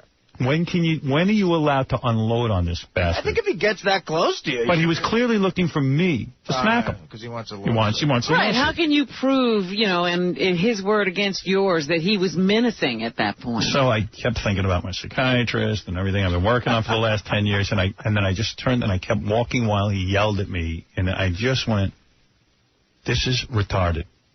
This is ridiculous. I've got to walk down the street with some moron yelling at me because he asked me if I wanted to take a picture, and I said no. There's something wrong here. There's something wrong where I can't turn around and say this guy's doing something wrong. I don't know what you say he's doing wrong, but he's doing something wrong. It doesn't seem like... Because he's impeding your ability to get through the street. Yeah, oh yeah. It was a major scene going on. And it's like he's bullying me, and he's yelling at me, and I guess he has the right to say whatever he wants before I pop him one. So now, obviously, other people can hear it, and people are involved. Yeah, it becomes a whole thing. I mean, it becomes a whole thing. I just wanted to take a walk for half a block and talk to my daughter on the phone. Well, that's the same as these incidents in Hollywood. I think Reese Witherspoon was once chased all the way to her house in her car, like a high-speed chase with the paparazzi after. I'm like, what is Reese Witherspoon doing that you need so badly to have a picture of her? Well, because all these magazines get these great pictures of, chicks on the beach and all, and we all love looking at them. I do, too, I confess. Well, on the beach is one thing. This is a woman who was doing her grocery shopping and was driving home in her car. Yeah, and I'll tell you what, I've been in that situation, too, and you think someone's following you. In the car. So you go, okay, now I got to lose the guy. Yeah. And they don't give up. The car's scary because it's crazy, man. And I admit, like if you analyze it, sometimes you go, well, okay, it seems like we'll just stop and take 10 million pictures. But that ain't the answer. These guys are nuts. They don't. If you want to give them 10 million pictures, they want 50 million. They start cursing you out and yelling at you. Well, that's the thing with Liz. And they're dangerous. She was out shopping with some girlfriends and at the Ivy having lunch. Sounds like a nice day. Yeah. Maybe it's good these guys ruin her day. Oh, you think she shouldn't have such a nice day? Her, no. She's not working. But and they kept swarming around her, so she ducked into a store for a while. She came out. They were still there. She and a friend jumped into her car, and then they go tearing off after her. There's no reason to chase her. Yeah, I don't know why you'd want to do that. But it's weird. It's creepy. One of these days, it'll stop when somebody dies or somebody gets terribly hurt. Yeah. Well, Princess Di did, but that was over in France. We have to have a death here, I guess. Yeah, Arnold Schwarzenegger said that he was in a weird situation where he was picking his kid up from school, two daughters or something, and some guys were getting popped up right in his face, and wouldn't stop. They wouldn't let him have this private moment with his kids, and I don't know, I guess they got aggressive with him. So I think he's particularly sensitive to this issue, but out there in Hollywood, every other person's famous or wants to be famous, so I guess, Either you're a photographer or you're famous. That seems to be the entire population. The photographers are now all freaked out because they think it's going to impede their ability to make a living, but I don't think they're talking about a guy just taking a picture. Right. I mean, who cares if a guy takes a picture? It ain't about that. It's about some weird behavior where they start harassing you and threatening you and, swarming you and trying to stop you from walking. Putting your life in jeopardy. Yeah, I mean, you shouldn't have to come almost to a yell match and fist fight. Right. Or run for your life. Because that's what these girls are doing. And maybe a guy could take a punch, but the girls are like, I got to get out of here. Yeah. A woman who spit in a Trenton, Michigan police officer's soft drink will serve 18 months on probation and perform 25 hours of community service. Why should she do that? Stephanie Lauren Gill pleaded no contest to a felony food law violation in August. She was sentenced yesterday. Gill was working at a McDonald's restaurant when she spit in the pop being served to Officer Mark Miller. He spotted something floating on the surface of the pop and kept it as evidence. You don't want to see that. Oh, that's disgusting. I love soda. McDonald's fired Gill when Miller reported the incident. I'm always blown out by dudes who are mean to a waiter. You know that waiter can F with your food. Well, the whole movie Waiting shows you that. what happens when, these waiters get disgruntled. Don't a bunch of guys wipe their ass with some guy's steak? They sift dandruff on top of it. They wipe it in, areas that are unclean. Is it a good Everybody movie? adds something. I haven't seen the movie, but I've seen the commercial, and everybody adds something to the steak that was sent back. There's one part where the guy goes to blow snot on it, and he calls it his guacamole, and the cook comes over and he goes, listen, you don't mix Mexican with steak. but they put their dandruff in, and they wipe it between their legs. Oh, man. See, that movie's going to aggravate me. Yeah, I better not see that. It's funny. Yeah. That just bums me out when people do that. Oh, I don't want to know what's going on. Waiter, there's toilet paper on my steak. I don't understand why. You should see where it just was. A man who was shot to death and set on fire early yesterday morning in Philadelphia has been identified as the stepfather of rapper Beanie Siegel. Who? Beanie was acquitted last week on attempted murder charges. Family members have identified the victim as 46-year-old Samuel Derry, although police have declined to confirm the report. A witness reported seeing two men dump what she thought was trash on West Oak Lane in the city, that section of the city. The body was then set on fire. A medical examiner will officially ID the victim and determine the cause of death. It's believed the man was dead before he was set on fire. Police are still searching for a motive. I didn't know who Beanie Siegel was, so I had Scott pull one of his songs. B4 is In the Club with Beanie Siegel. In the club, making it a bub. Bit a bub. I thought that was fitting. Beanie Siegel! Yeah. One.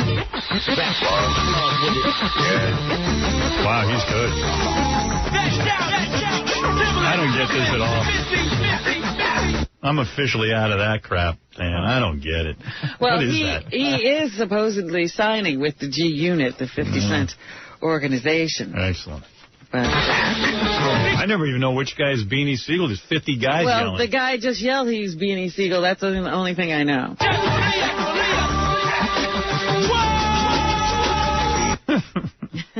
How's that music, man? Yo. Do you get that on any level? No. Dude. I don't. I mean, really? I don't know. I mean, like, In the Club by 50 Cent I like, but it's like... Yeah, I get that one. I mean, I don't know. But you know what? It's white guys buying this stuff. I don't even think black people like this. Oh, yeah, that's why, these albums are #1, because white America buys it, sure. Black people are like, that's some brother yelling. I hear that every day in my house. I'm not paying for that. Hey, that's some music with like one of my friends yelling over it. I'm back at the club with the snub, toasting up dubs, sipping on... I wouldn't even know a good rapper from a bad one.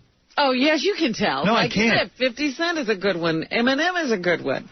Yeah. Well, I was watching Kanye West. Kanye is great. Really? Oh, my God. Have you heard that new song? I really with Jamie Foxx? Listening to the one with Jamie Foxx. I love that song. Hey, ain't my thing, man. That is an hysterical song. Really? He's got a song called Gold Digger that you would love. That's what we're talking about, Gold Digger. It's amazing. Love that song. I've heard it. I was driving around last night. I didn't know who it was, and I was listening to the words. It's just great.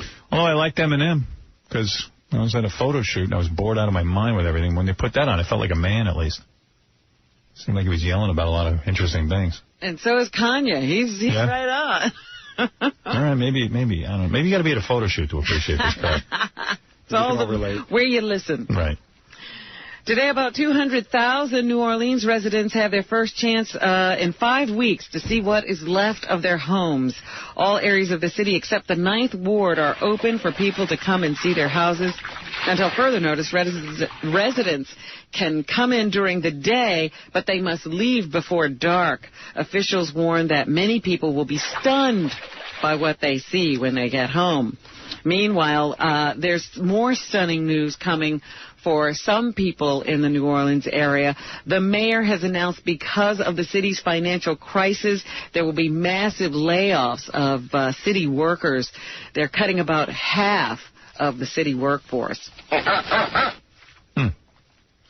didn't talk about this before, but there was a big accident on Lake George over the weekend. A tour boat capsized with a bunch of elderly people on it.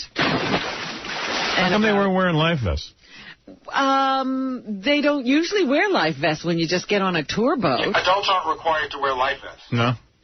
And these were older people, and from what I understand, they were sitting on chairs that weren't necessarily bolted down. Now, that I thought was odd, because the chairs went sliding to the side of the boat that tipped, and that may have been what caused the complete capsize of the boat. How many people on the boat died versus how many people were on the boat? I think close to half. I think there were about 40 or something people on the boat, and something like 20 of them died. Wow. I don't have the exact numbers here, but I think it was a 50% ratio. Boy, I would never think that would happen. They're saying that Jason's just telling me, he's getting the article, but one of the causes that they think might have been the weight of the people on the boat. They hadn't changed the weight capacity since 1960, when the average man weighed... Well, this particular group, some people have. It's usually about 170. Right, but when this boat was last checked, the average weight of an American man was 140 pounds. Right, and they were averaging most people at about 150. But also, these were elderly people, and as I said, they were sitting in, like, chairs that weren't bolted down. So the chairs went sliding to the far side of the boat. Yeah. And it was a weight situation. So anyway, they also only had one crew member on board, and according to regulations, there should have been 2. Today, some authorities will be testing. They will get another boat that was like that one and put the same amount of weight on it to see exactly what happened. Hey, Ralph. Hey, now. Where are you?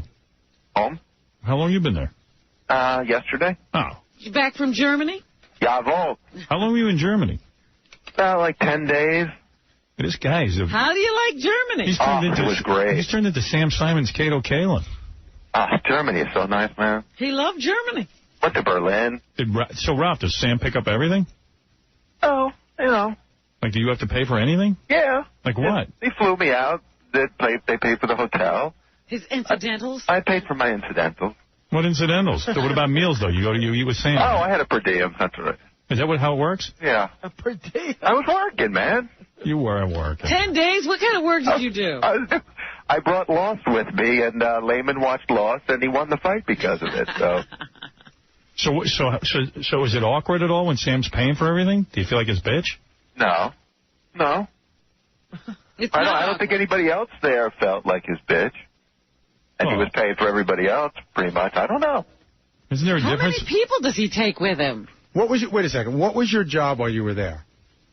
He said he had to tape Lost. No, but really, for real, because I think he's being for real. Out here and there. No, because when you say everybody else, Sam just really likes Ralph. No, but when he's saying everybody else, so do you. Bad. Everybody else is probably like there was a trainer. Yeah. Those guys don't feel bad because they're working. But what were you doing? I was helping out. But doing what? Well, whatever I could. Like what? Whatever. There wasn't an assigned Why don't you call role. Sam and ask him, Gary? I will. Yeah. We should. I will. You're just jealous. I'm sure he won't want to talk to you, but... Why? I don't know. Do you think Sam could be in love with you? No. Because that's the speculation, really. Oh, come on. It's possible. It's been going around. Yeah, it hasn't worked out really well. But I don't see why you have to soil our relationship like that. No, actually, the theory I'm hearing mostly is that, like, Ralph makes Sam feel accepted in a weird way. Like, how? Because, like, Ralph I don't know. It was like, I don't know, like a cool guy, and I don't know, they go to clubs, and like Ralph knows how to pick up girls and stuff. Oh, like I don't really go to Ralph clubs with Sam. Whatever it is, like, you know, when like you the walk tour in, guide. you know, when you walk into a room, when you walk into a room with a hot chick, you feel like you're more important. At least I do.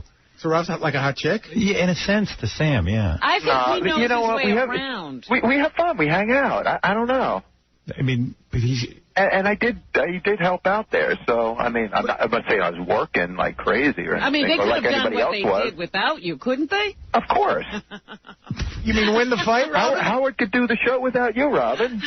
I mean, that's not the point. I do have a role. I know what I'm going to do. I don't help out where I can. But Robin's got a role. Sure you do. Oh, please. You're a big help sometimes, Robin. Hey, Ralph, what was the total? Sometimes you just laugh too much and you're an annoyance, but, you know, usually you're a big help. What was your total? Well, when you open your mouth, you're annoying, period.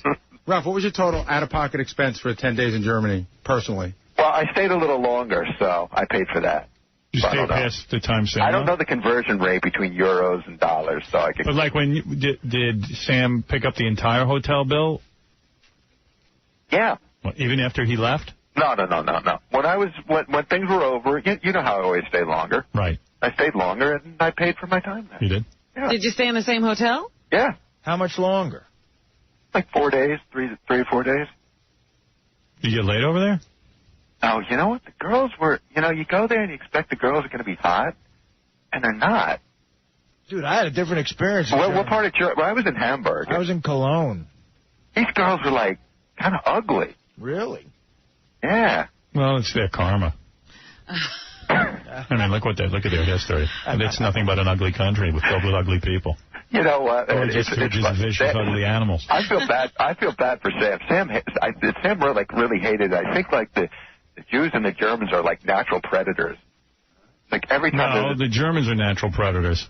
Well, come on, man. What, the Jews were predators? He meant enemies. Enemies, I mean. No, I think the Germans decided they wanted to get the Jews, and pretty much the whole world hates Jews. Dude, I'm not even But the Jewish. Germans stepped it up. I'm not even Jewish. When you hear that accent, no matter what somebody says in German, to me it always sounds like get on the train. It's scary. And you know what happened to me one day? I was a horrible, ugly language. So what did you love so much about it, Ralph? What's that? Harsh, disgusting language. I was taking the train, and it all sounds like Hogan's Heroes, you know? And get on the train. Well, I was going to take the train to Berlin one day, so I'm reading over these train schedules and stuff, and it's on a computer thing, and it's on a screen. I'm pressing these buttons. I'm there for like a half an hour. Do you have the papers? Yeah, well, that was the joke the whole time. Where are your papers? You don't want to hear that from a German guy. So I'm standing there at the thing, and they come over to me. These two cops come over to me. And they say something in German. I speak no German, yeah. You're kidding. You're not worldly and you don't speak German? Yeah. So, no, I'm not kidding. And so then he goes, I go, American. And he goes, where is your passport? And they didn't have it with me. And I start getting shaky. Yeah, like, would you like to live in a country where you always have to have your passport? Like, why would he need his passport? Like, in America, people don't go, where is your passport? I look goddamn suspicious. Country. Oh, please. I look suspicious. Where is your passport? And I'm like, it's at the hotel. He goes, license, identification. So I'm like shaking, trying to get it out of my pocket. That's a fun time. Where is the identification? Luckily, I had something with me. So what did you like so much about it? Oh, it's beautiful. I don't know. It's just, I went to Berlin. It was the architecture. It's amazing. New York has beautiful architecture. Nah, not like Germany does. Yeah, same thing. The Reichstag, I mean, that thing is incredible. I don't like Reich anything. Yeah, I know. Reich my ass. Reich. Shouldn't be like that, man. Should have just nuked that goddamn place when we had the chance. Leveled it. All the German people, man. Nah. No, like just you got to blame a whole race for... I think pretty much, yeah. You can hold the whole country responsible. Went along with it. Oh, that's right. They make movies about the two guys who helped, people escape. Not everybody knew what was going on. Oh, do you blame the children of the children of the children that did those atrocities? Dude, I blame anyone for anything I can blame them for. I have no... Anybody with that accent. Right. It is really a scary accent. Because even I look at and I say, oh, your parents were like horrible people. I mean, how could you be so nice? I still hold Fred's whole family responsible. Everybody was really nice. You know what? The bathrooms are really clean. Everywhere you go there, they're clean. Well, that's what, racial cleansing will do. Yeah, there's no Jews using the bathroom. Dirtying them up. Racial cleansing. Jesus Christ, what a concept. All right, pal. Well, actually, I was just calling to talk to you about these celebrities running. I mean, why are they busy running away from everybody with these photographers? You can't be chased if you don't run. Because maybe you're going to your home and you don't want people to know where you live. Maybe everybody knows where they live anyway. And these broads like Lindsay Lohan are busy at the Ivy and all these other hot spots. Don't go to lunch there where all the photographers are there. And then they complain. No, I don't think I think she was complaining that when she got in her car, they're sitting and doing a high-speed chase with her. How do you have a high-speed chase if she's going high-speed? Well, because... Go 30 miles an hour and go home. Why do you got to go 90 miles an hour? I'm just telling you, I'm the last one to feel sympathy for these guys, but I know I was walking down the street the other day. Some guy started yelling at me, calling me an F-head and a scumbag, and I don't know what merited that. He just started in with me. He was looking to provoke me. And, but is it worth the trouble? Couldn't you just stop and take a picture? No, I was on the phone with someone, and I didn't know it's a mandatory thing that I have to stop and take a picture when I just came out of the shower. I didn't know it was a mandatory thing. No. I didn't. I didn't know that I have to do that. I didn't know that's part of my life. Whenever you want. Whenever this guy wants me to take a picture, I have to bow to that. Get in the car. Maybe you don't want the guy to know where you're going. Yeah, exactly. And maybe you're just tired of it. Okay, you've had your picture taken for 2 or 3 hours, and now you stood there long enough. At some point, and then you guys buy all those magazines where Lindsay Lohan's running away and driving away. So you support. I don't buy them. I get them for free. So, all right. You would buy it if you had to. All right, man. I got to go. Okay. Later. Welcome home. Who cares? You know what? The paparazzi is the last thing on my mind right now. Really? Ralph understands them. The war in Iraq might be bigger. Yeah. There were 6 GIs that were killed over there. There you go. There's something to cry about. President Bush has made his selection for the other vacant seat on the Supreme Court. It's White House counsel Harriet Miers. He says he looked around, and she was the best person he could find. He looked around the White House.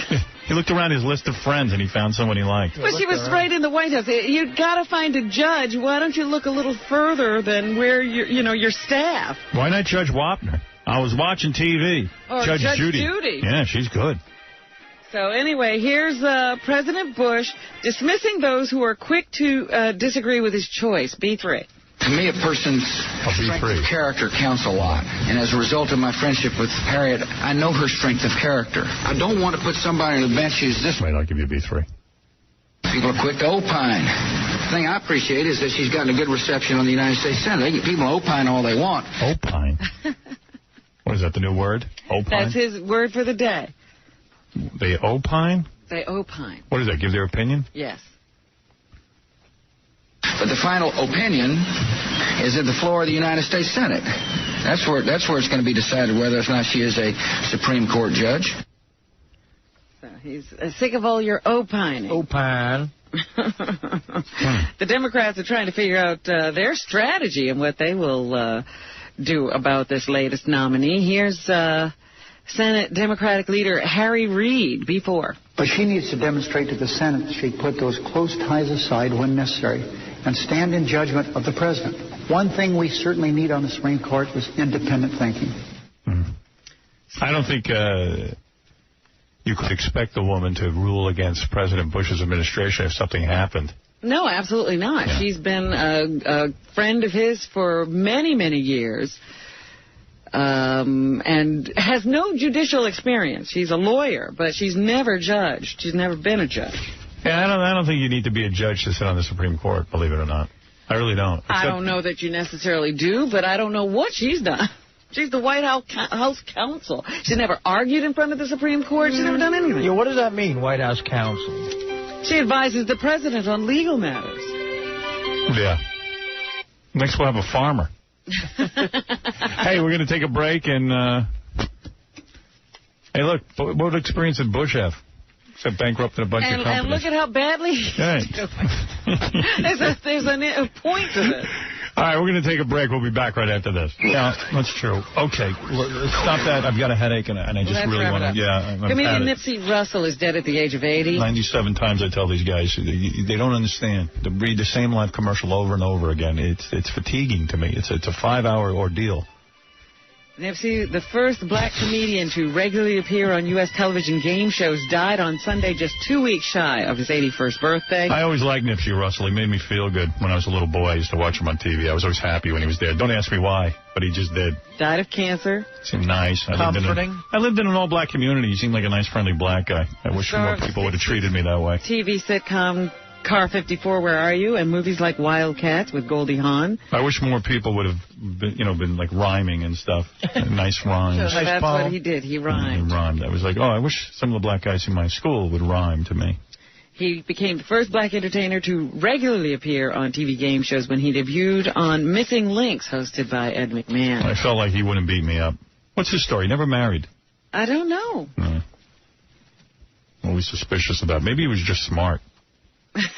Today marks the first day of Ramadan. People right away say you never got married. Go, you big homo. I don't think that. I think the guy's bright. You're the one bringing up the question. Well, I was bringing it up because, again, I'm a curious guy. But maybe he wanted to keep all his rhyming money. I just know I like him. He was married once. I'm not sure, though. Okay. Yeah. He's a good guy. He always made me feel good. Jane Fonda in the hospital. I always liked her. Suffering severe hip and back pains. E! Online reports that the 67-year-old two-time Oscar winner was set to attend a movie premiere in the south of France on Monday. She was so hot. Forced to seek treatment at a Paris hospital. Oh, when she was young. What a woman. Oh, just to put it... All right, let's get to satellite, because I got to tell you what I would do to her. Hip replacement surgery over the summer. You realize I'm going to have no inhibition on that satellite? I'm just going to tell you. You should hear what I'm thinking about what I would have done to Jane Fonda. Bombshell actress Denise Richards wasn't enough to keep UPN's new fall show afloat. The show she was appearing on, Sex, Love, and Secrets, has been shut down after just one broadcast. Oh, gee, what a shame. It looked good. I'm sorry, her life's not perfect. Pop princess Britney Spears is showing her support for the Hurricane Katrina survivors by auctioning off something that once gave her a lift, her jewel-encrusted bra.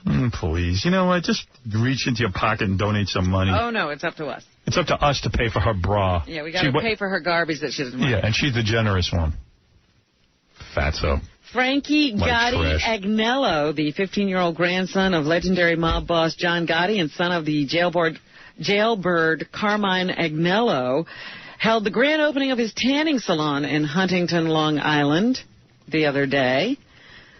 He says, I'm not like every kid. I'm a little bit more mature, even though I do go out and play around. He invested $40,000 of his own money.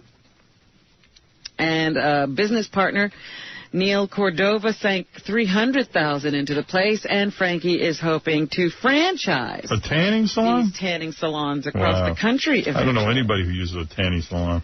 Well, the kids do, apparently. He's into that. That's a big deal, huh? Finally this morning, Conan O'Brien is devoting his whole show to U2 tonight. I could care less. It's the first time in the program's history that the entire hour will be dedicated to just one thing. One guest, U2, the band performing and talking. I'm sure the 4 people who will be awake to see it will be thrilled. Well, that's what's happening.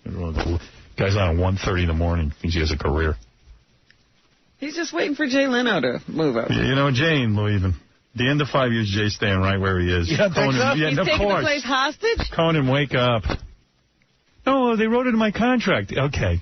You'll see how that works. Yeah, but he said 2009 he's going. Yeah, 2009, I'll be sitting in bed going, hey, where's Conan at 11:30? Oh, Jay Leno's there. I'm not going anywhere in 2009. I got nothing to do. The ratings are so good. Conan all itchy to get on at 11:30 and fail. People sitting and waiting for him. Everyone's got to be on 11:30. Just stay at 12:30, keep his mouth shut. Happy to have a job. Be quiet. Just sit there. Jimmy Kimmel just got renewed. There you go. Happy. Jimmy Kimmel. Sits there. He just keeps his mouth shut. I'm aroused. Really? Yeah. Just realized I got to get out of here. I know. I'll read another live commercial. That'll bring it all down. I'm in a pissy mood. I see that all morning. Yeah, I know. You have been. You've been cantankerous. I am, man. Are you feeling cantankerous? not in your league right now. I'm an angry guy this morning. Well, tomorrow maybe I'll be a little happier. We'll see. We'll see. I know Tom's not here. I can't live without him. I get really upset when he's not here. All right, Robin, I'll see you tomorrow. Okie doke. Thank you. Thank you, Fred, Benji. Thank you, Artie. Salud. Salud.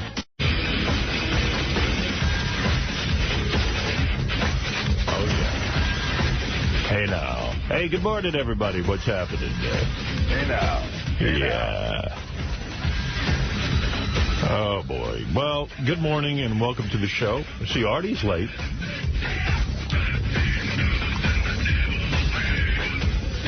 I don't know where he is. He was on the wrap-up show yesterday accusing me of something that just wasn't true. Accusing you? Yeah, he doesn't really like me, I don't think. What are you talking about? Because I told him that he should do that dating service. Hey, Art, I'm talking about you. What else is new? Artie, you accused me of something on the wrap-up show yesterday that really just isn't true. I really want to make this clear. You said on the wrap-up show that I wanted... You okay? What's wrong? Oh, jeez. I know he's twitching and his eyes are going. What's going on? Are you all right, man? You're a little tweaked, huh? No, I I woke up late. Are you okay? Yeah. This is me in the morning, dude. Oh. I've never really talked to you this early. Yeah. Usually I ignore you the first half hour. Like exactly. I love that. No, but I just heard the tape of the wrap-up show. Yeah. Are you crying? No. Or are you sweating? No, You're doing a Benji. Wind was in my eyes. Wind? Where were you? On a ship? Outside. Did you just get blown here? Yeah, Artie was on a cruise. Wow.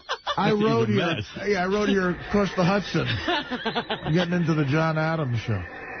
You watching that at all, John Adams? I love that show. I won't watch it. Oh, it's so good. Why, you're depressed by that, too? I have it on tape, and I love Paul Giamatti. You know, I worked with him. Yeah. I discovered him, actually. But gave him a start in show business. He was under a rock. Yeah. Gave him a start in show business. Right. But anyway... No, I think I know what you're going to say. I know I read the review, and it's great, and they say that John Adams was like one of the most intriguing characters, and it's filled with every bit of excitement about him starting the new country, the USA, and all that shit. And I sit there and I go... I tuned in for about 2 seconds, and they were talking that old English, and the guys were all wearing wigs and dressed up in stockings. Those outfits are stockings and purses. And I just go, I don't want to get started with this. Well, Beth and I made the decision not to spend endless hours on this, and you know what? What did you say, 7 hours? 7 hours. I freed up a lot of time for myself. But you know what I think is so wonderful about it? Whenever people start talking about changing the Constitution, I'm like, you idiot. Do you realize how brilliant the people were who created this country, who started it? Yeah. And you have the nerve to lightly say, I want to put in a not burning the flag amendment, which is almost like graffiti on the Constitution. Yeah, those dudes who started the country, they came from a world where everything was regulated and you were prevented from having any personal freedoms. And well, that's not true. They were here. This wasn't the Pilgrims. This was a group of learned men who were living in the States. No, these are guys, though, who had to fight the British to get their freedom. Right, and, you know, when you have to go to war for freedom, whatever they wrote down on that piece of paper, you can kind of fucking stick with, because they knew how shitty things were when the British were in control. And that's what John Adams says. The opportunity to start your own country, to determine how you're going to be governed, that is a momentous thing. Right. And that's why I said, he was unique. You know how you said George Washington was the best president because he could have made himself king of America. That people want him to be king. He said, no. And they said, you can keep being the president. And he said, no. After two terms in office, that's it. You were done. And that's... How many leaders in the world can you think of? Power. Look at Putin over there. Right. Put his own dummy guy in power because he wants to stay in power. Right. You put a dummy in power. You know. Yeah, we put a few dummies in power, actually. Well, I think we got one now. Yeah. Well, you said Washington was unique because of that. Well, John Adams was unique because of the whole first episode of this thing was he did a very American thing that was unpopular by giving the British soldiers responsible for the Boston Massacre. He defended them. everyone wanted just to hang them. And he's like, no, I mean, the only way you start a country like this is if these guys have a defense. These guys actually, you know, have representation. There has to be law. You just can't lynch people in the street. Right, so he was, and people wanted to kill him, but, you know, it takes balls. Yeah, well, anyway, I'm not watching it. I'll hear about it from you guys. If there's any highlights, let me know. You know, the New York Times, I read every amazing review, but the New York Times hated it. And the reason they hated it was because of Paul Giamatti. You never see that. He said not because of his acting, but because he's miscast completely. How is he miscast? Who knows what John Adams was like? That's what this guy in the Times said. It almost seemed like he had some personal thing as Giamatti. He said, he's an amazing actor, I know, but I can't. It has no credibility because I can't buy him as John Adams, and physically he looks... Who do you want to see, Ryan Seacrest? Well, right, I was going to say, who is John Adams to him? He even said George stuff like Clooney? He even said stuff like he looks creepy in the wig. Creepy. Who wouldn't look creepy in that wig? You don't think those guys will wear a little creepy running around in those wigs and stockings? You know who would have been good? Will Smith. I would watch that. Will Smith as John Adams. Yeah. So I know what you're going to talk about yesterday on the wrap-up show, and I thought I took that back. No, you're out of line because I'm going to tell you why, and I'm being honest. Yeah. We had this guy in here yesterday, Jason Itzler, who started a business where he introduces, you know, wealthy guys to hot chicks. And Jason said, hey, I'm going to set up Artie if he wants. I'll do it for free. I'll get Artie married in 6 months is what he said. And he usually charges $100,000 or something for the year, right? That's his thing. So Artie said, you know, on the wrap-up show yesterday, he said, oh, Howard only wants me to do this for the show. He doesn't really care about, you know, because I gave the answer, would I do this? And I said, yeah, you know, why not? Meet a hot chick. And I was being honest. But Artie thinks they always have this ulterior motive. I tell you what, you never even have to bring up who you date on the air with these hot chicks. No. I mean, honestly, I don't really need that for the show. I know you don't. And what I'm saying is I thought that I took that back sufficiently yesterday, but I guess I didn't. You asked me if I thought it was loserish for you to go to this sort of dating service, and I went, no, because I just know you're not a guy. You're shy. You always think chicks don't want to be with you. You don't think you're good looking. You got a million fucking issues. Right. And I understand that. I get the same stupid issues. And it's like, you know, if some guy was going to hook me up with chicks who I know in advance are kind of into me, fuck, I'll do it. You know, that's what the radio show is. The more I thought about it is, I mean, the guy's looking to get me a couple of good-looking girls to date every week. No, I just was... it sounds horrible. I had to let it sounds like a terrible... And then all of a sudden, I always feel like I'm getting blamed, like I'm doing something terrible. I'm not blaming you. Nothing. I was just speaking out loud, going over it in my head, and I thought I took it back yesterday, but I thought about it, and it's just there's like a stigma attached to it that I was trying to get through. Yeah. And now I thought about it, and it's fine. I'm sorry if I left you with that. Yeah, no, I was really genuinely concerned. Now, I see the summer coming up. You got that new shore house. Yeah. I'm like, you're going to need a chick in there. You beautiful girls out there a week. Yeah, I'm like hibernating in that fucking thing. Yeah, I'm like sitting there thinking to myself, you're going to need a chick out there. You're not going to be sitting out there by yourself. So we got to get going with this. You always need a chick. Yeah, you want to ruin the summer? Yeah, don't ruin the summer, dude. I can't wait to ruin another summer. Tiger Woods. I meant to talk about that yesterday. Tiger Woods is on the front. I didn't know about this till this morning. He's on the front page of the Post. He bought a house in the Hamptons for $65 million. It's a 6-acre beachfront estate in Southampton on Gin Lane, which is like this, you know. The road to be on. The road to be on in the Hamptons. And, you know, I'm sitting there going, wow. You know, he's so fucking lucky because I go out to the Hamptons, as you know, and every house I ever looked at was like a bomb hit it. Like literally. He found one that didn't need work. Yeah, it was like it says here it was recently renovated, all done. I mean, yeah, he paid $65 million, but out there, $65 million, and people are repairing their homes. I mean, yeah, they have to build something. It's unbelievable, and as bad as the economy is right now, you know, there are people on the high end of things that just keep buying up more property. But that's the point. The point of a situation like this is it doesn't affect the rich. No. it affects people who work for a living and live paycheck to paycheck. Yeah, that's why I always think it's funny when people were, like, voting for Bush, and I just said, I don't know if this guy can handle the economy. I mean, I don't know that he's not a bad man. It's just that, I mean, a lot of stuff that he ran kind of went bankrupt. But, you know, it was also the craziness of that guy living paycheck to paycheck, thinking George Bush was just like him. Yeah, I don't know, but, you know, and I see this thing going down with Bear Stearns, which I don't even fully understand. Yeah, that was a surprise to me. Can you explain to me what's going on there? I mean, in a basic kind of way for an idiot? Bear Stearns was in trouble because of those subprime mortgages. It apparently had invested heavily in subprime mortgages. Okay. And now was in financial difficulty with all of those things going bust. And J.P. Morgan and the Chase and the government decided to come in and bail him out. And then, you know, it was a juicy takeover deal for Chase because they looked at it and said, let us have you for $2 a share.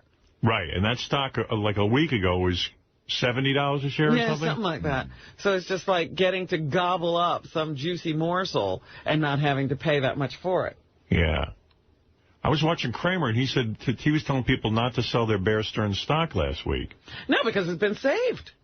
So did he give them the right call? Because $2 now, it's worth $2 a share. No. That's what they got to buy it for. Oh, what's the stock at? I don't know what the stock price is today. I think it's low because they said one guy went from being worth... It's not down to $2. No. They said one guy was worth $1 billion last week. Now he's worth $15 million. Oh, poor guy. Yeah, the guy who... But man, that's... $1 billion and $15 million. That's the kind of thing you jump out a window. No, you don't jump out a window when you still got $15 million. Yeah. When you got zero, that's when you jump. That's when you jump. Yeah, you're right. When you owe $15 million. Yeah. This is, like, when I see Woods buying this for $65 million, like, you make the point that he can either buy it for $65 million or buy a $50 million house and put $15 million in it and work into it. Yeah. That's right. That's insane. I mean, he hit a shot. I thought you were going to talk about the ending of that golf tournament the other day. Yeah. The Arnold Palmer Classic. Yeah. He's on some kind of roll where he's not been beaten for a little while now. 5 tournaments in a row or something? I think it might be more than that at this point. I'm not sure. But he's now number 3 on the all-time winner list. Wow. I mean, he's just moving up the ranks. What do you mean all-time winner? Like Jim Palmer is still ahead of him? Arnold Palmer. Whatever his name is. Jack Palmer's the guy in the underwear commercial. Jack Nicklaus. Baltimore Orioles, right, Jim Palmer? Yeah. Palmer, pitcher, right. Underwear. Right. Underwear spokesperson. Yeah. I think Jack Nicklaus is number 1. Really, still? Jack Nicklaus won. Jack Nicklaus won, I think, 18 majors, I believe, and Tiger Woods. First of all, Jack Nicklaus played until his late 50s. The shape that Tiger Woods is in, he could probably play at least 100. Right. Wow. It's golf, and yeah, Robin's right. He's on a streak now that for the first couple of years of his career, they're like, he's not that great. He's not winning majors. He just hit a fucking groove where, he's unbeatable, and he'll shatter that Nicklaus. And this past weekend, he was overtaken by some guy on the tour, So the guy had the lead, goes into the clubhouse. Tiger Woods has to sink a 25-foot putt in order to win the tournament. And he did it. And he did. 25 feet? Yeah. Holy shit. That's like that high school in the Bronx. What's the name of that high school that wins the chess championships every year? Oh, I would know that. They just wrote I'm reading a book about them. The Edward R. Murrow High School in the Bronx. Edward R. Murrow. They've won every chess championship, and the kid was down 2 pawns, which in an advanced level means you're going to lose. And he pulled out a win. Wow. See? Goes on everywhere, except Tiger Woods is buying $65 million houses. Right. Now, and those chess kids kid is doing what? And the chess kid's going to have to talk to Jason Etzler. He's working at Wendy's. He can afford a Slurpee. He can go out and get one. It's crazy how some things are, like, highly paid and others just aren't. And one might be harder than the other. Doesn't matter. Just something, it's just the way the world works. Bowling, for example. How much can a professional bowler make? I think they have to pay you. Right. If you get free pizza at the Lane. Well, I think, you know what, though? It's like can the world's best bowler, like maybe he's as good as Tiger Woods. But who cares? He ain't buying a $65 million house. He can't put together 65 cents. I think there's like 10 bowlers in the world who make